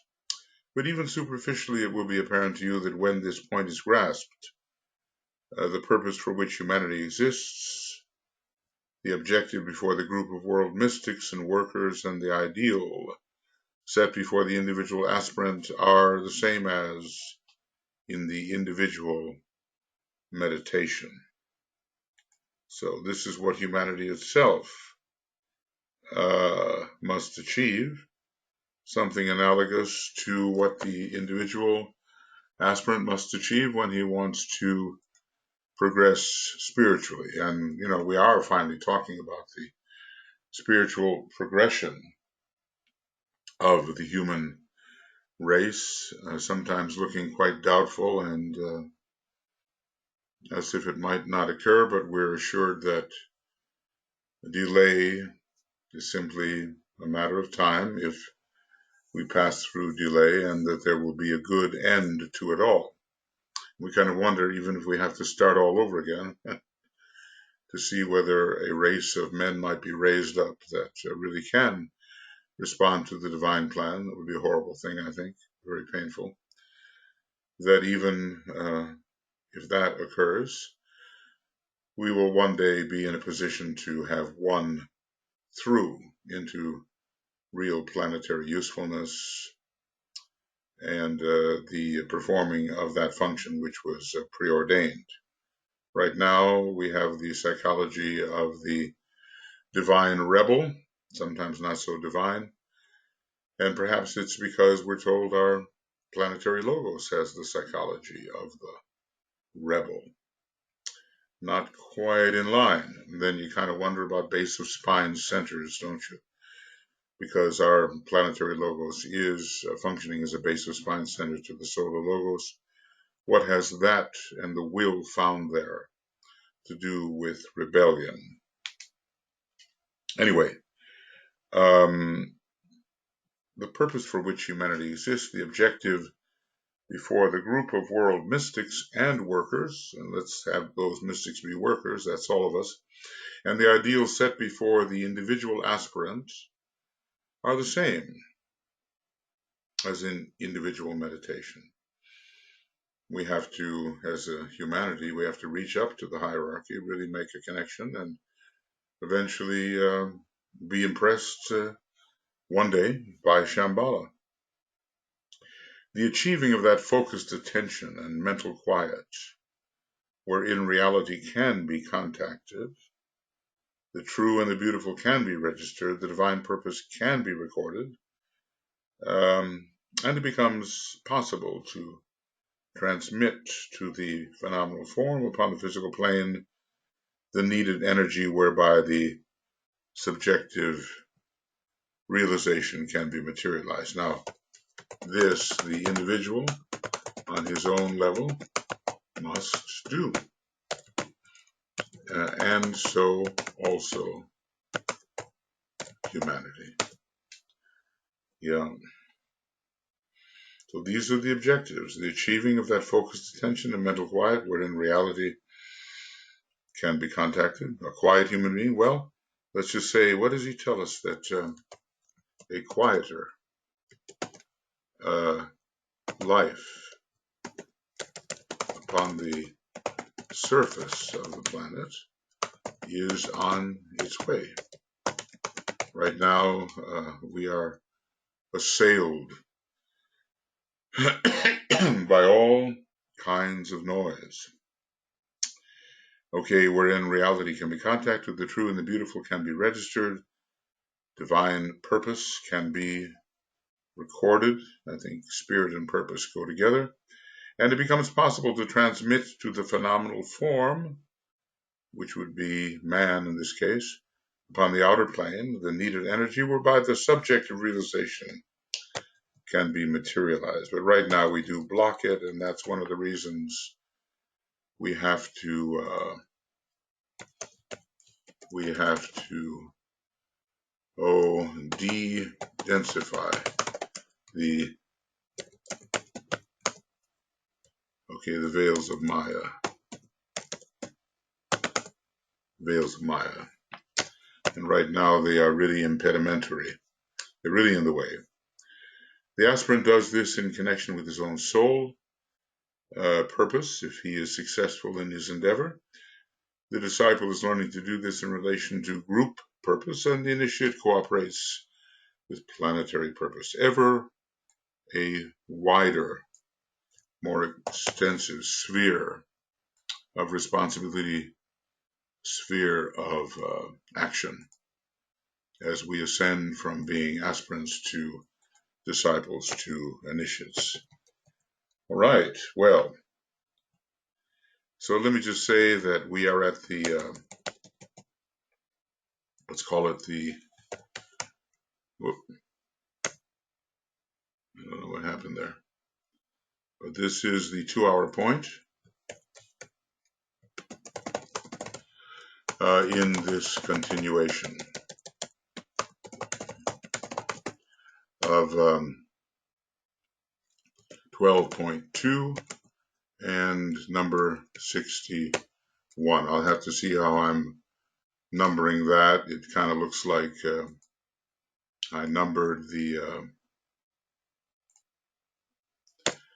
rules for the mental plane and the introduction in their own numbering system, and then I continued with a new numbering system afterwards.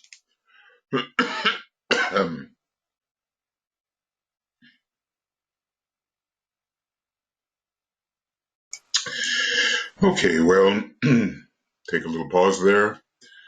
At the 2-hour point, and I hope I got this accurate, a couple of, during the last program, I called it program number 61, I think, and it was program 60. So this is 61, and we're talking about the way that aspirants, disciples, and initiates relate to eventual planetary purpose, or at least the dimension of purpose. Soul purpose for the aspirant, group purpose, which is the group soul for the disciple, and planetary purpose for the initiate. All right, so aspirants, disciples, and initiates. And then as we begin our sort of approximately our 3rd hour here, excuse me, these 3, I guess, constitute the inner group of vitally alive brain cells in the planetary brain. The entire human group, and it is evident that the more powerful their united vibration and the clearer the light which they reflect and transmit, the more rapidly will the present inert mass of human cells be brought into activity. So this is our responsibility to become more powerful in our united vibration, become clearer in the light that we demonstrate, reflect and transmit. And then if we can do that, humanity as a whole, which is still in a state of relative inertia with respect to their responsiveness to planetary purpose, will be brought into activity. The occult hierarchy is to the planetary life. There's some really good analogies here. What the light in the head is to the average awakened disciple. So the society of organized and illumined minds, the hierarchy, is illumined and thus analogous planetarily to the light in the head. Only it's on so much vaster a scale, and with such an adequate inner alignment that students such as those who read these instructions cannot understand the true significance of the words. The light in the head, when activated, uh,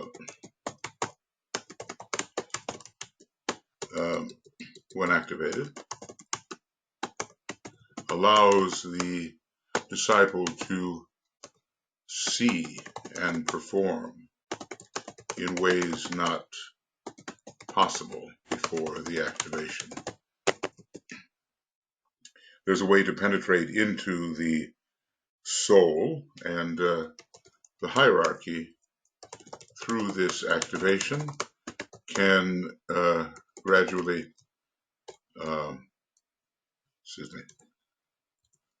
penetrate into the areas of purpose on the planet. So when the soul is visible to the average disciple who is capable of demonstrating the light in the head, the analogy is that the higher planetary purpose can be revealed to the hierarchy, standing for the light of the head light in the head in a planetary sense. The point to be grasped is that through humanity on the physical plane, the nature of reality will be revealed. The true and the beautiful will be manifested. The divine plan will eventually work out, and that energy be transmitted to all forms in nature, which will enable the inner spiritual reality to emerge. What a great destiny of the human race. So, and here he's pretty well, telling us what it is. So let's just say the excellent. Whoops, that's not correct. Okay, and that's not correct. So here, and it's probably not correct because I just don't have my bracket the way I should. So the true destiny of the human race is revealed, and those beings called the good, the true, and the beautiful, they are beings, we're told, will be manifested. The divine plan will be worked out just the way the lowest ether is responsible for working out on the physical plane that which is formulated in the ethers, and the lowest kingdoms will benefit. So let's just say the plan will come through. The divine plan will come into manifestation through humanity, and the lower kingdoms will be elevated. Okay. So all of this was part of the very first type of activity. So we have been reviewing the first type of activity. Let's go way up here again. And first activity, humanity's responsiveness to these various energies. And let's make it really big so we understand what's going on here and how the various energies have been absorbed, spiritual, sentient, and vital. And now we have been talking about impressibility to these more subtle energies. What degree of impressibility do we ourselves demonstrate at this time? And now the second type of activity. I guess he's not saying as much about it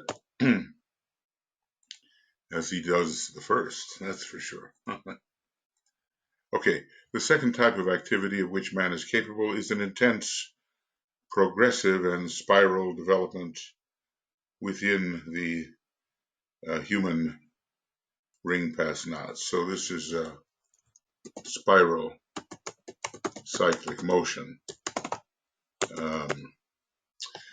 One of the ways this has been described is a progressive, onward progressive motion driving forward through space is the motion of the first ray, spiral cyclic of the second ray, and rotary motion of the third. But when you combine the first and third ray motions, you do get the spiral cyclic motion of the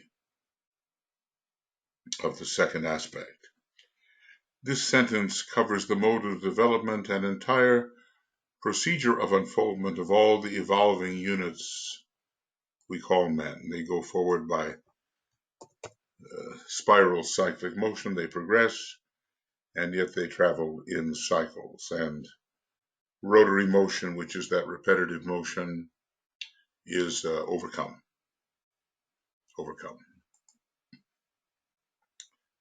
So with this I seek not here to deal the history of the human structural growth, the entire field of the unfolding human consciousness, and the history of all races and peoples that have lived or are living upon our planet can be dealt with under this heading. It's huge, isn't it? It concerns the use humanity has made of the energies available within the natural world of which it is a part, inherent in the fourth kingdom itself, and coming to it also from the world of spiritual realities. The progress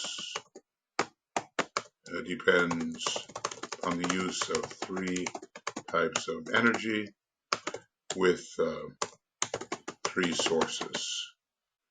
Okay. The natural world, inherent and spiritual. The natural world, inherent energies and spiritual energies. Okay, he really isn't not saying much here about this. The first type of activity is involving impression, different types of impression depending upon whether the cells are awake or not. And responsibility is laid upon us to help awaken the relatively inert cells in the planetary brain, people who are not awakened to the higher possibilities. It becomes more and more obvious as we study humanity and see the stages through which various human beings are passing. So we grow, it's very simple, we, members of the human race, evolve, grow. Okay. And we grow according to spiral cyclic motion. It's the motion of the second aspect of divinity. It's soul growth in consciousness, which affects the quality of the form and makes it ever more capable of receiving the impulse of will, which eventually will drive us forward in an onward progressive action, driving forward through space. Now we have also a third type of activity, and let's see here. Humanity constitutes the center of energy within the cosmos, capable of three activities. Okay. So that three activities is the section we're dealing with. Sometimes, unfortunately, it's easy to forget what we're really dealing with because the complexity is considerable, right? Three activities. All right. Excuse me. Now the third type of activity The third type of activity, and I'm just, as usual, going to try to distinguish it so it's findable, you know.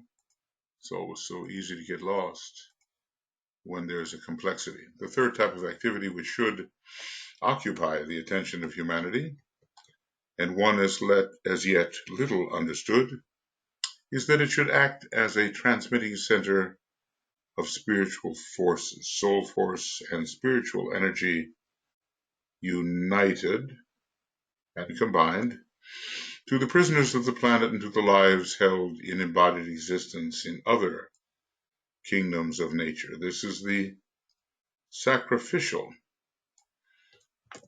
service activity of man.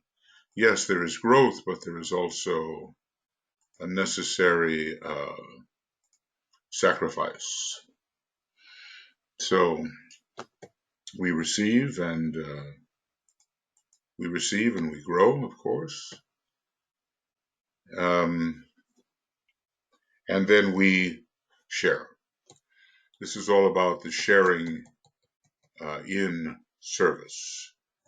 Human beings are apt to be primarily concerned with their higher group relations, with their return to the Father's home, and with the trend, which we called upward and away from the phenomenal world. But, you know, we must serve the phenomenal world and unselfishly. They are principally occupied with the finding of the center within the form aspect, that which we call the soul, and having found it, with the work then of acquainting themselves with that soul and finding peace. Oh, peace, not the peace of Shambhala, a different type of peace, peace that is devoid of disturbance and conflict. You know, it's not that type of peace towards which we should strive. This is right and in line with divine intention, but it is not all of the plan for man. So it's just the beginning and it's not an end. It's a bit like finding nirvana, you know. Nirvana is said to be but the beginning of the endless way. Of course, we've been treading the endless way forever anyway. So maybe there are no real beginnings, only the beginnings of a measurable section upon the infinite endless way. This is right and in line with divine intention, but it is not all of the plan for man. And when this remains the prime objective, a man is dangerously near falling into the snare of spiritual selfishness and separateness. So, you know, we don't want that.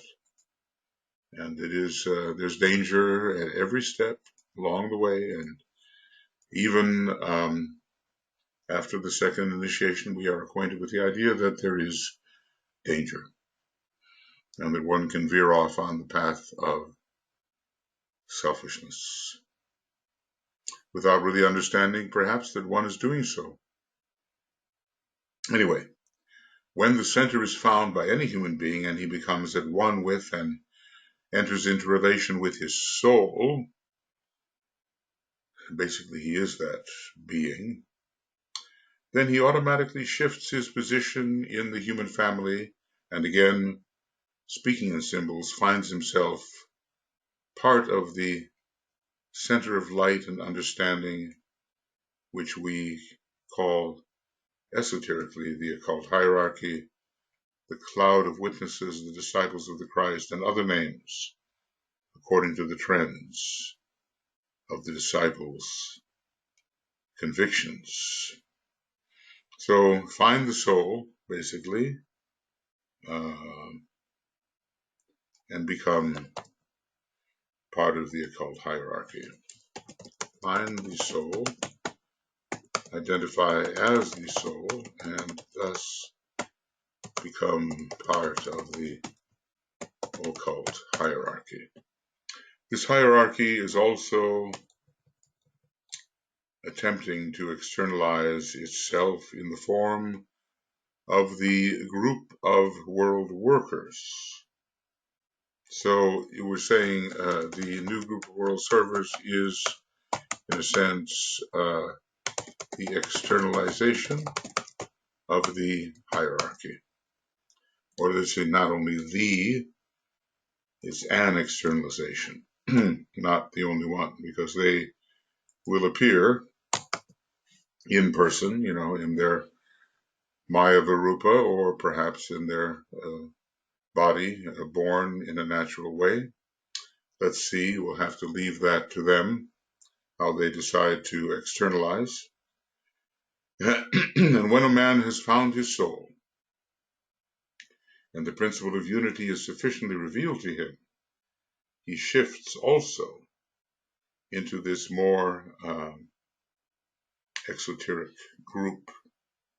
So the members of the new group of world servers must have found the principle of unity. Easily said, of course, but we see how often human beings behave in such a way which is unconsciously or consciously separative, but mostly unconsciously, I think, because it's considered natural, according to the personality, to look out for number one and to be separative. So the hierarchy attempts to externalize itself through the world workers, and when we find our soul and the principle of unity is governing our relations with other human beings and other kingdoms of nature, then we're shifting more into membership, maybe conscious membership of the new group of world servers. All who find the center do not as yet link up with both the interior and exterior groups. Some actually have deliberately relinquished their knowledge, having been spiritually and esoterically trained. They relinquish their knowledge of their inner source so that they may carry out even more effectively on the planes of objectivity their service purposes. Maybe it's hard to imagine how knowledge of the hierarchy as one's source and origin could get in the way of performance, but maybe it can.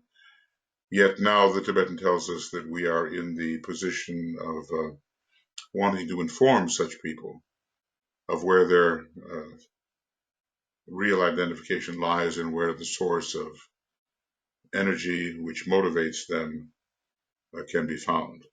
So restoring them now to a knowledge of their origins. And then he says, now they'll be able to work with even greater power because they know that.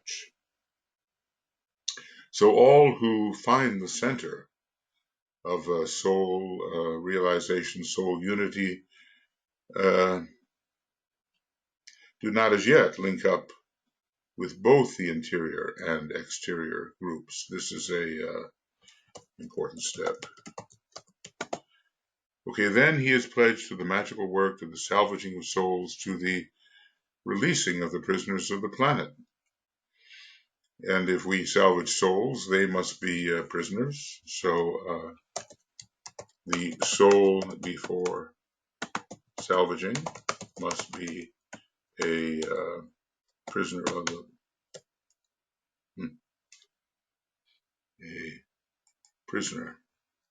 of the planet. And there's nothing there, so let's put something there, huh?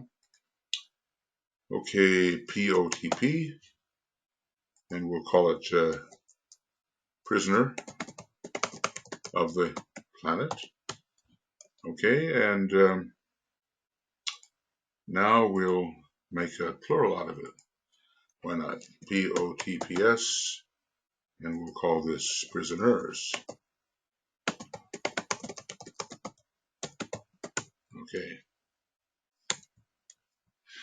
I guess all of us are, if we're expressing through forms in the lower 18 subplanes, or even maybe the lower 21 subplanes, we are, from that perspective, prisoners of the planet.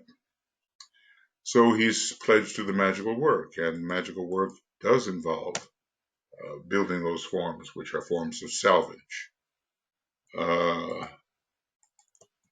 He's to the releasing of the prisoners of the planet. This is the goal for humanity as a whole, to liberate the prisoners of the planet. And when all the sons of men have attained the objective, these prisoners will be released, and I suppose there will be maybe a dematerialization of the physical plane. Maybe a number of planets have only etheric bodies, and we're heading in that direction. The redemptive work is being done in the density, but when it is done, maybe there will be no reason to have such density as the physical part of a planet represents. And when all the sons of men have attained the objective, these prisoners will be released. The reason for this will be that the magical work will be carried forward intelligently and perfectly, and human beings in group formation will act as transmitters of pure spiritual energy, which will vivify every form in every kingdom of nature, and bring about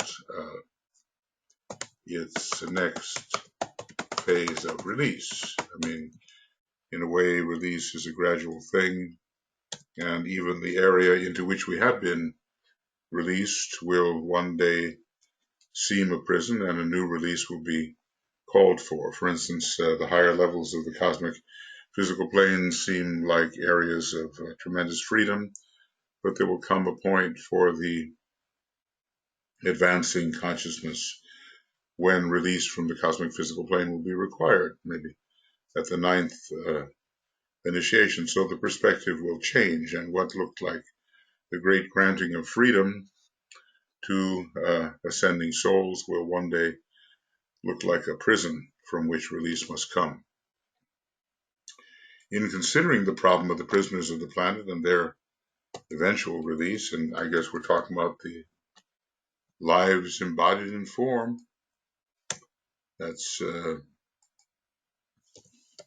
release of the lives embodied in lower form, because on the cosmic physical plane there's nothing but form in a way, and maybe we can even say from a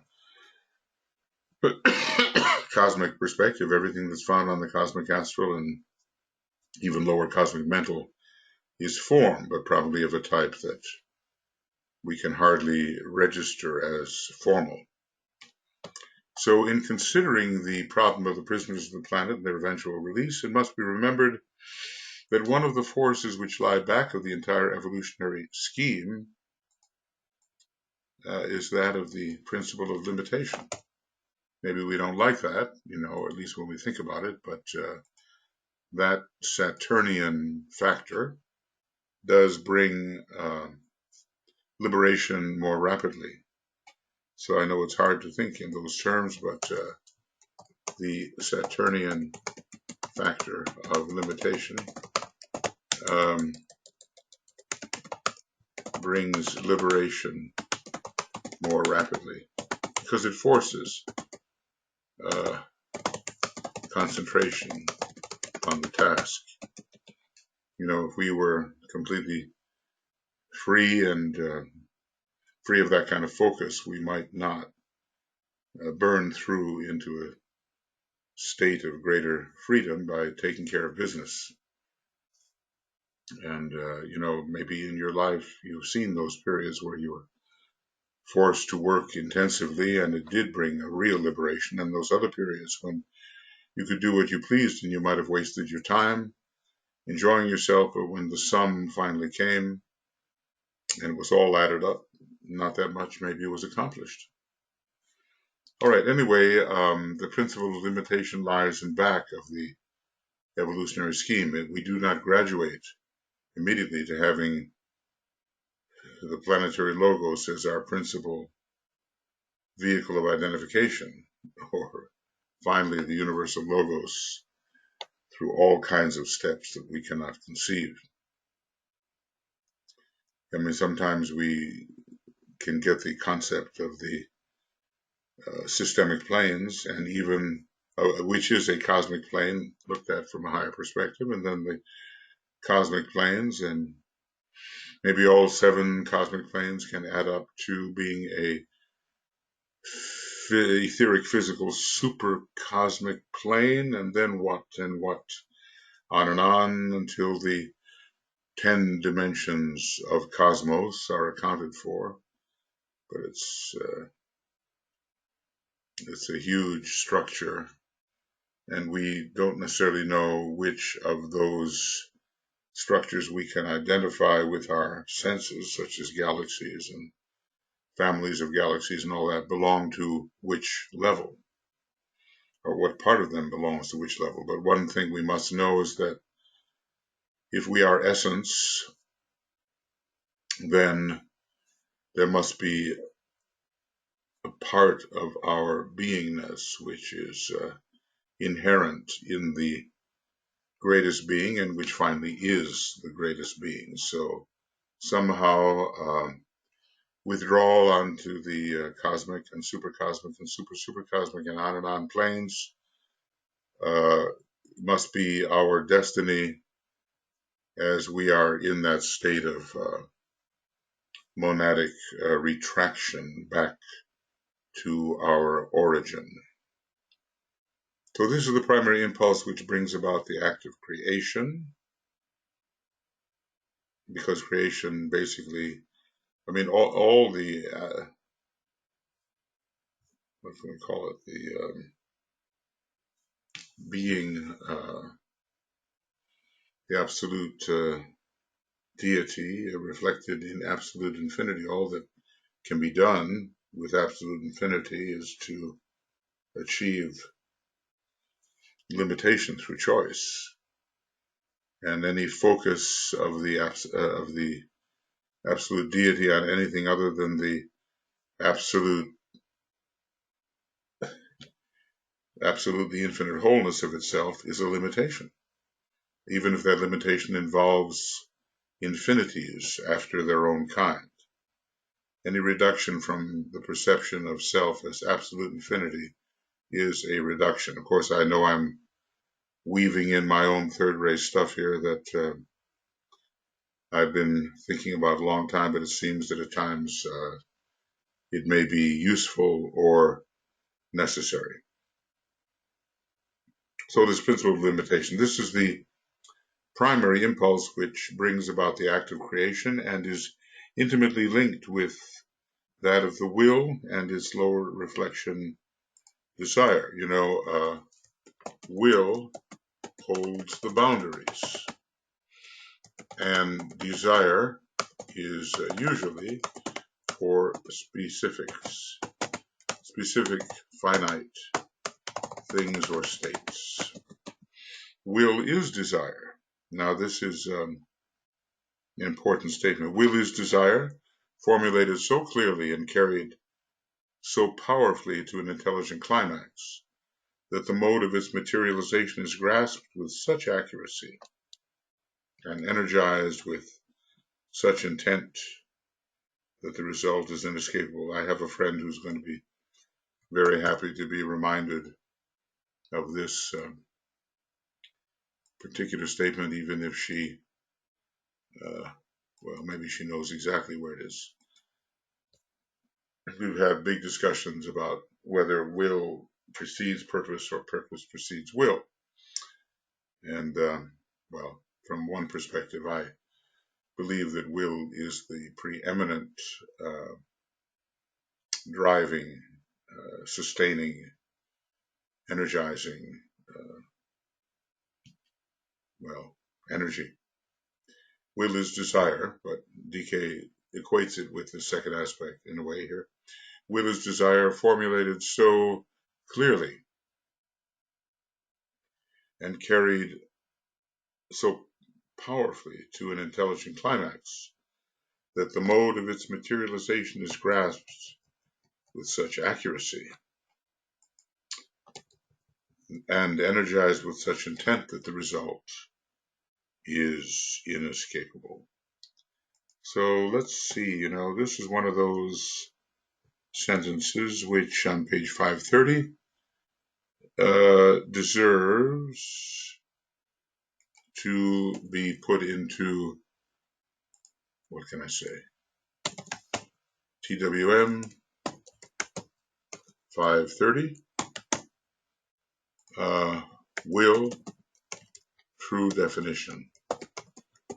Sometimes you have to pause and you have to find a place to note these things so that they do not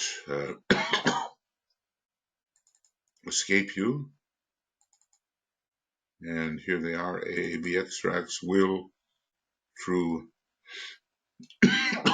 definition. And I'm just going to say, as related to desire. If any of you would like to have these many, many references from the AAB extracts, I think we have them in Armoria Federation website somewhere. So I think just let me know if you get this far, and if I'm still on this side of the veil, or someone will take it up and make it available to you. Okay, come on now. Yeah, okay. But pure will, and let me get my bracket. But pure will is only possible to a coordinated thinker, to truly self-conscious entities. Desire is instinctual, or rather inherent, in all forms, for all forms and organisms constitute part of some primary thinker and are influenced by the powerful intent of that primary force. So here we have the distinction between the status of will and desire. Well, pure will, I wonder even if a coordinated thinker can generate this. Those who are victors through clear, pure will are high initiates indeed, and maybe even of the 6th degree, because they have identified with that part of ourselves which we call the monad, and which in essence is pure being. Okay. The principle of limitation, therefore, is the outcome of the purposeful will and formulated desire of some thinking being, and governs consequently the form-taking process of all incarnated lives. So we can meditate on that, and we do not, in our creative self, in our creative enterprises, ever escape this necessity for the principle of limitation. Even as the universe is created, well, at least my view is, due to the time requirements of the duration of the universe, it's going to be a limited expression. It's going to be finite, I believe. And there might be some ways in which some can argue that you can have a sequence of infinite universes, but so far I don't see that due to the time requirements in the elapsing of such a universe. So anyway, the principle of limitation is employed even at such a high level as the choice of the absolute deity from its absolutely infinite nature of what will be externalized as a universe. Always a different choice, I suspect, which is amazing. I mean, really, there's some kind of proportion there. of absolute infinity to one every time a universe is chosen, because absolute infinity, well, can you name it a oneness? It has all possibility, and yet a universe is a finitude. So we're dealing with, in the choice of a universe, we are dealing with the relation of absolute infinitude to one. Whoops. Absolute infinitude to one. Yeah. The principle of limitation controls the scope of an incarnation, sets its measure and rhythm, determines the radius of its influence. After all, we are not going to be in the state we are now influential throughout the cosmos. It's not going to happen because we are so tiny in our present scope. So the radius of our influence is determined by this principle of limitation and brings about that illusory appearance of reality which we call manifestation. All manifestations are illusory, even the universe itself as a manifestation,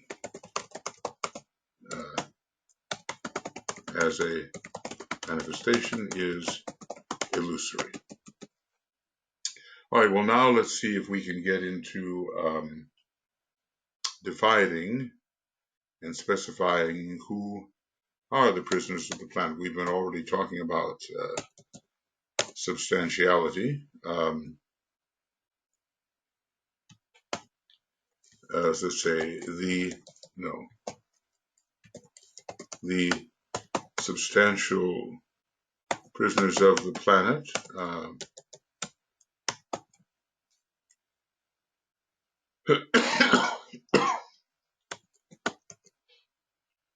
have been named or have been referenced. The substance, it's elemental substance, basically. Okay.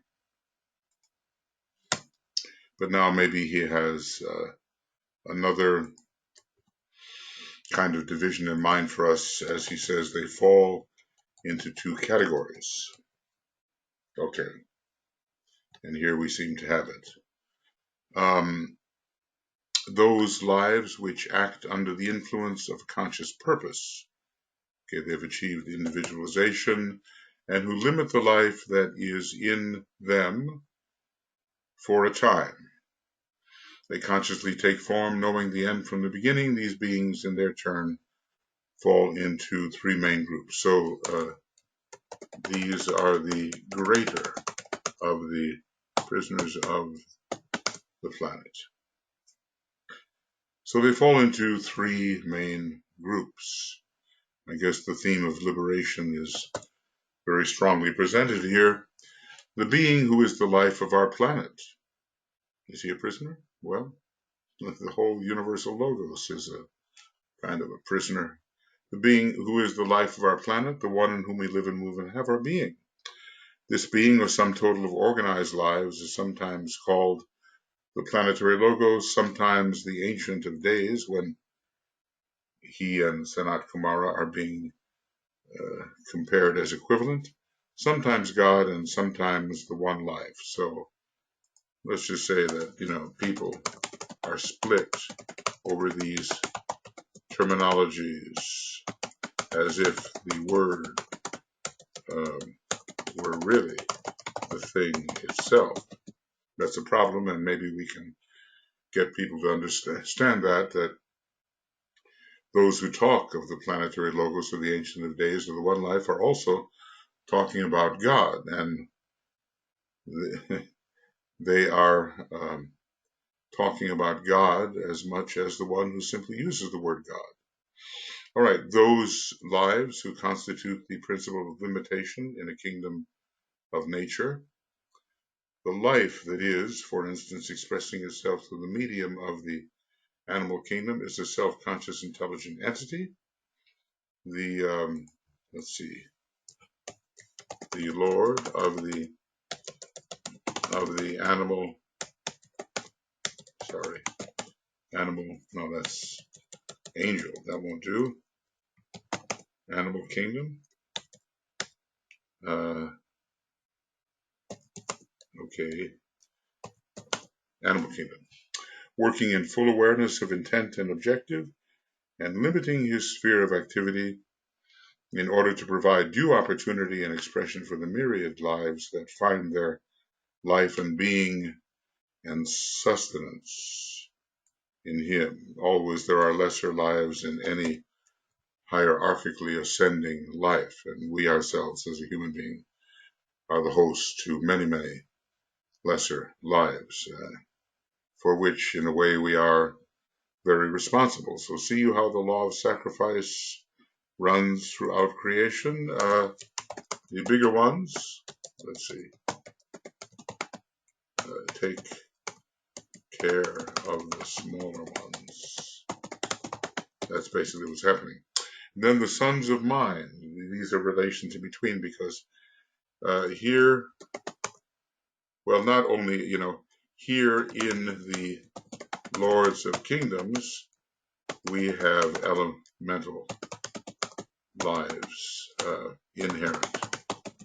And then the sons of mind, human souls, solar angels, the divine sons of God, who a human being can become a solar angel, as in the last solar system. So maybe it's not such a discrepancy here if we use the idea of a human being and a solar angel in the same breath. The human being is on its way in bulk and in large to becoming a solar angel.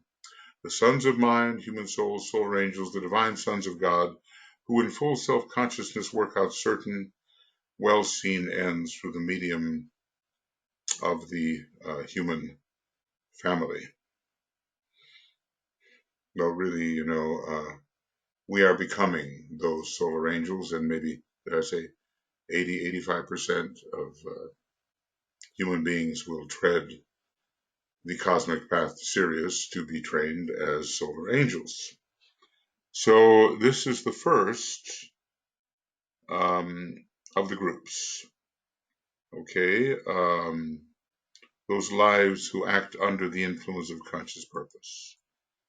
Okay, this is the first of the groups. Is that correct? Let's see. And then, so now here we have the second. Oops. Okay, let's get that. We have the second group. Those lives who are limited in form because they are not self-conscious. See, all of the above are conscious. Let's see. If I try to rush, this will happen. All of the above are self-conscious. Okay. And we were talking about the Lords of Kingdoms, but within them are many self-conscious lives, and we're going to talk about them here. Those lives who are limited in form because they are not self-conscious, but are unconscious constituent parts of a greater form. And they were referenced in the first example as being parts of the Lords of Kingdoms and so forth. They have not yet evolved to the point where they are self-conscious entities. It might be said that this second category includes all existences, but the line of demarcation between self-produced limitation and unrealized form-taking lies entirely in the realm of consciousness. Sometimes you're just forced to take a form and you don't do it purposefully, but you are, for evolutionary purposes, made to take a form. Some lives are prisoners and know it. Well, there it is. Others are prisoners and know it not. I mean, that's exactly it. The human being at this point should be a prisoner who knows it is a prisoner. And a dog or a cat, although rising and getting close to the human stage, does not know it is a prisoner. The clue to suffering lies right here in the realm of mind. Pain and agony, rebellion, and the conscious urge towards betterment and the changing of conditions are only found where what we call individuality is present, where the I complex is controlling, and where a self-conscious entity is functioning. The clue to suffering lies in individualization, individuality, the possession of an I complex, the isolation of the I among many other percepts, but this I is considered growingly as the most important, and it becomes that with which the consciousness becomes identified. All of us have that now. What will happen to me, is the big question. For so many of us in different circumstances, if I do this, what happens to me later? What happens to my group later? What happens to the entirety of the planet? There is, of course, the equivalent to pain in kingdoms below the human, but it enters into another differentiation. Okay, it is not self-related. That's important. Of course, we do have the group soul phenomenon. You kind of wonder what degree of pain is experienced by others within that group soul. Subhuman forms of life suffer and undergo discomfort and are subject to the throes of death. I suppose those are the convulsions by which the inner consciousness separates itself from its outer vehicle. Subhuman forms of life suffer and undergo discomfort and are subject to the throes of death, but lack memory and prevision and possess not that mental apprehension which will enable them to relate past and present and anticipate the future. So these are the gifts of individualization. So in other words, there's suffering, but the being involved does not know it is suffering because there is no isolated it, isolated I. They are exempt from the agony of foreboding. They are exempt from the agony of foreboding, and of course, we human beings, as we look at trends, we realize that things may be going in negative directions, and we fear. Their entire reaction to what are called evil conditions is so different to that of humanity that it is difficult for us to grasp it. And the old commentary describes these two groups in the following terms: the individualized and non-individualized. Okay, what is said here? The sons of God who know and see and hear, and knowing know they know, suffer the pain of conscious limitation. Deep in the inmost depths of conscious being, their lost estate of liberty eats like a canker. Pain, sickness, poverty, and the loss are seen as such, and from them every son of God revolts. We were unlimited beings, of course, in our absolute essence. He knows that in himself, as once he was before he entered prisoner into form, he knew not pain. Sickness and death, corruption and disease, they touched him not.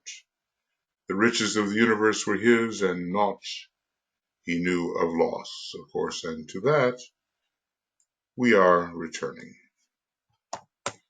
But it's interesting, the state that we did exist within, that state of consciousness, and most of us have pretty well forgotten that we were in that state. But then, okay, the next one. the lives that enter into form alone, with lives self-conscious, the deva lives which build the forms indwelt by all the sons of God, they know not pain or loss or poverty. The form decays, the other forms retire, and that which is required to nourish and keep strong the outer lacks, but lacking also will and planned intent. They feel no aggravation and no clear revolt. Well, I don't think any one of us would wish to change our estate again into a state of a non-individualized state of non-self-consciousness. At this point, this is where we are in this particular universe, and the life has climbed the very long ladder from the non-individualized subhuman state into this sort of plateau that begins our ascent as a self-knowing entity. But then, of course, we have to become a group-knowing entity and if I can put it this way, a whole-knowing entity. We have to know the wholeness gradually, from the isolated one to the group, and then to the all-inclusive one. And here is something very beautiful and something important. It's so important that I feel that I have to not go into it just now. We have gone to page 532, and I'm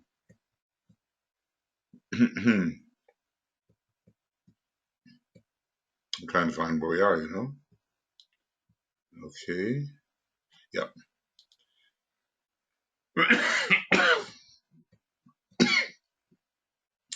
And we have begun on page, is it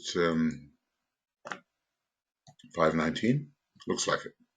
So from 519 to 532, this approximately 3-hour program has taken place. And I hope I can remember that, just to keep things clear. And then we'll get into this whole mystery of pain. So for the moment, let's just call this the end of part 2 of A Treatise on White Magic, number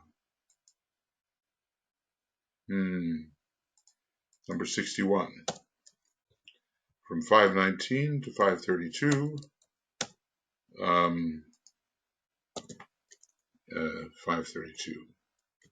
And we're beginning, now we'll begin number 62, rule, and this is rule XI.1.2, and we're going to begin, okay, that's rule 12, and let's call it 12.2 in 3 parts. And we're beginning a Treatise on White Magic video, number 62, page 532. Sorry. And it's rule 12, and it's 12.3, and rules of magic for the physical plane. This section on pain is probably so important, you know, that we don't dare treat it lightly and just run over it. So I think we've reached that point. And it seems that as pages on the computer go, we have less than 100 pages left. And I hope that before I have to leave for the United States, I'm able to complete this? Well, you have to admit that he is stocking our minds with an understanding of the planetary process and the role that humanity plays, and also the role that each one of us plays within humanity. And he's explaining what human consciousness is and the kind of aggravation and revolt we experience because of our individualization and our ability to compare past with future and to anticipate pain and negativity and to suffer because of that anticipation. I think I watched the whole world suffer when those boys were trapped in the cave. It was such a relief for millions and millions when every one of them was brought out alive and well, except for one man who sacrificed his life in the attempt to bring oxygen to the boys and those who were looking after them. What a heroic task. I'm still amazed at it, you know. Anyway, this is it, and we will take up the next section, which will be number 62, and we'll learn something about the mystery of pain. He does occasionally do that, and in esoteric psychology too, I think there's some very beautiful material on the great release that is experienced if we pass through the pain. Okay, friends, that's it for the moment, and lots to study, isn't there? And you kind of wonder at the capacity of Master DK's understanding, and you know what tremendous study, meditation, and service must have gone into making that consciousness the way it was and the way it is, and that same opportunity is offered to us if we will, in this case, take the pains to see that it develops as it should. Our approach to reality, developing our understanding of reality as it should develop. We certainly have a good head start here with the work of Master DK, sanctioned by his superiors and given as a great gift to humanity at this time when so much is required of us. Okay, see you soon.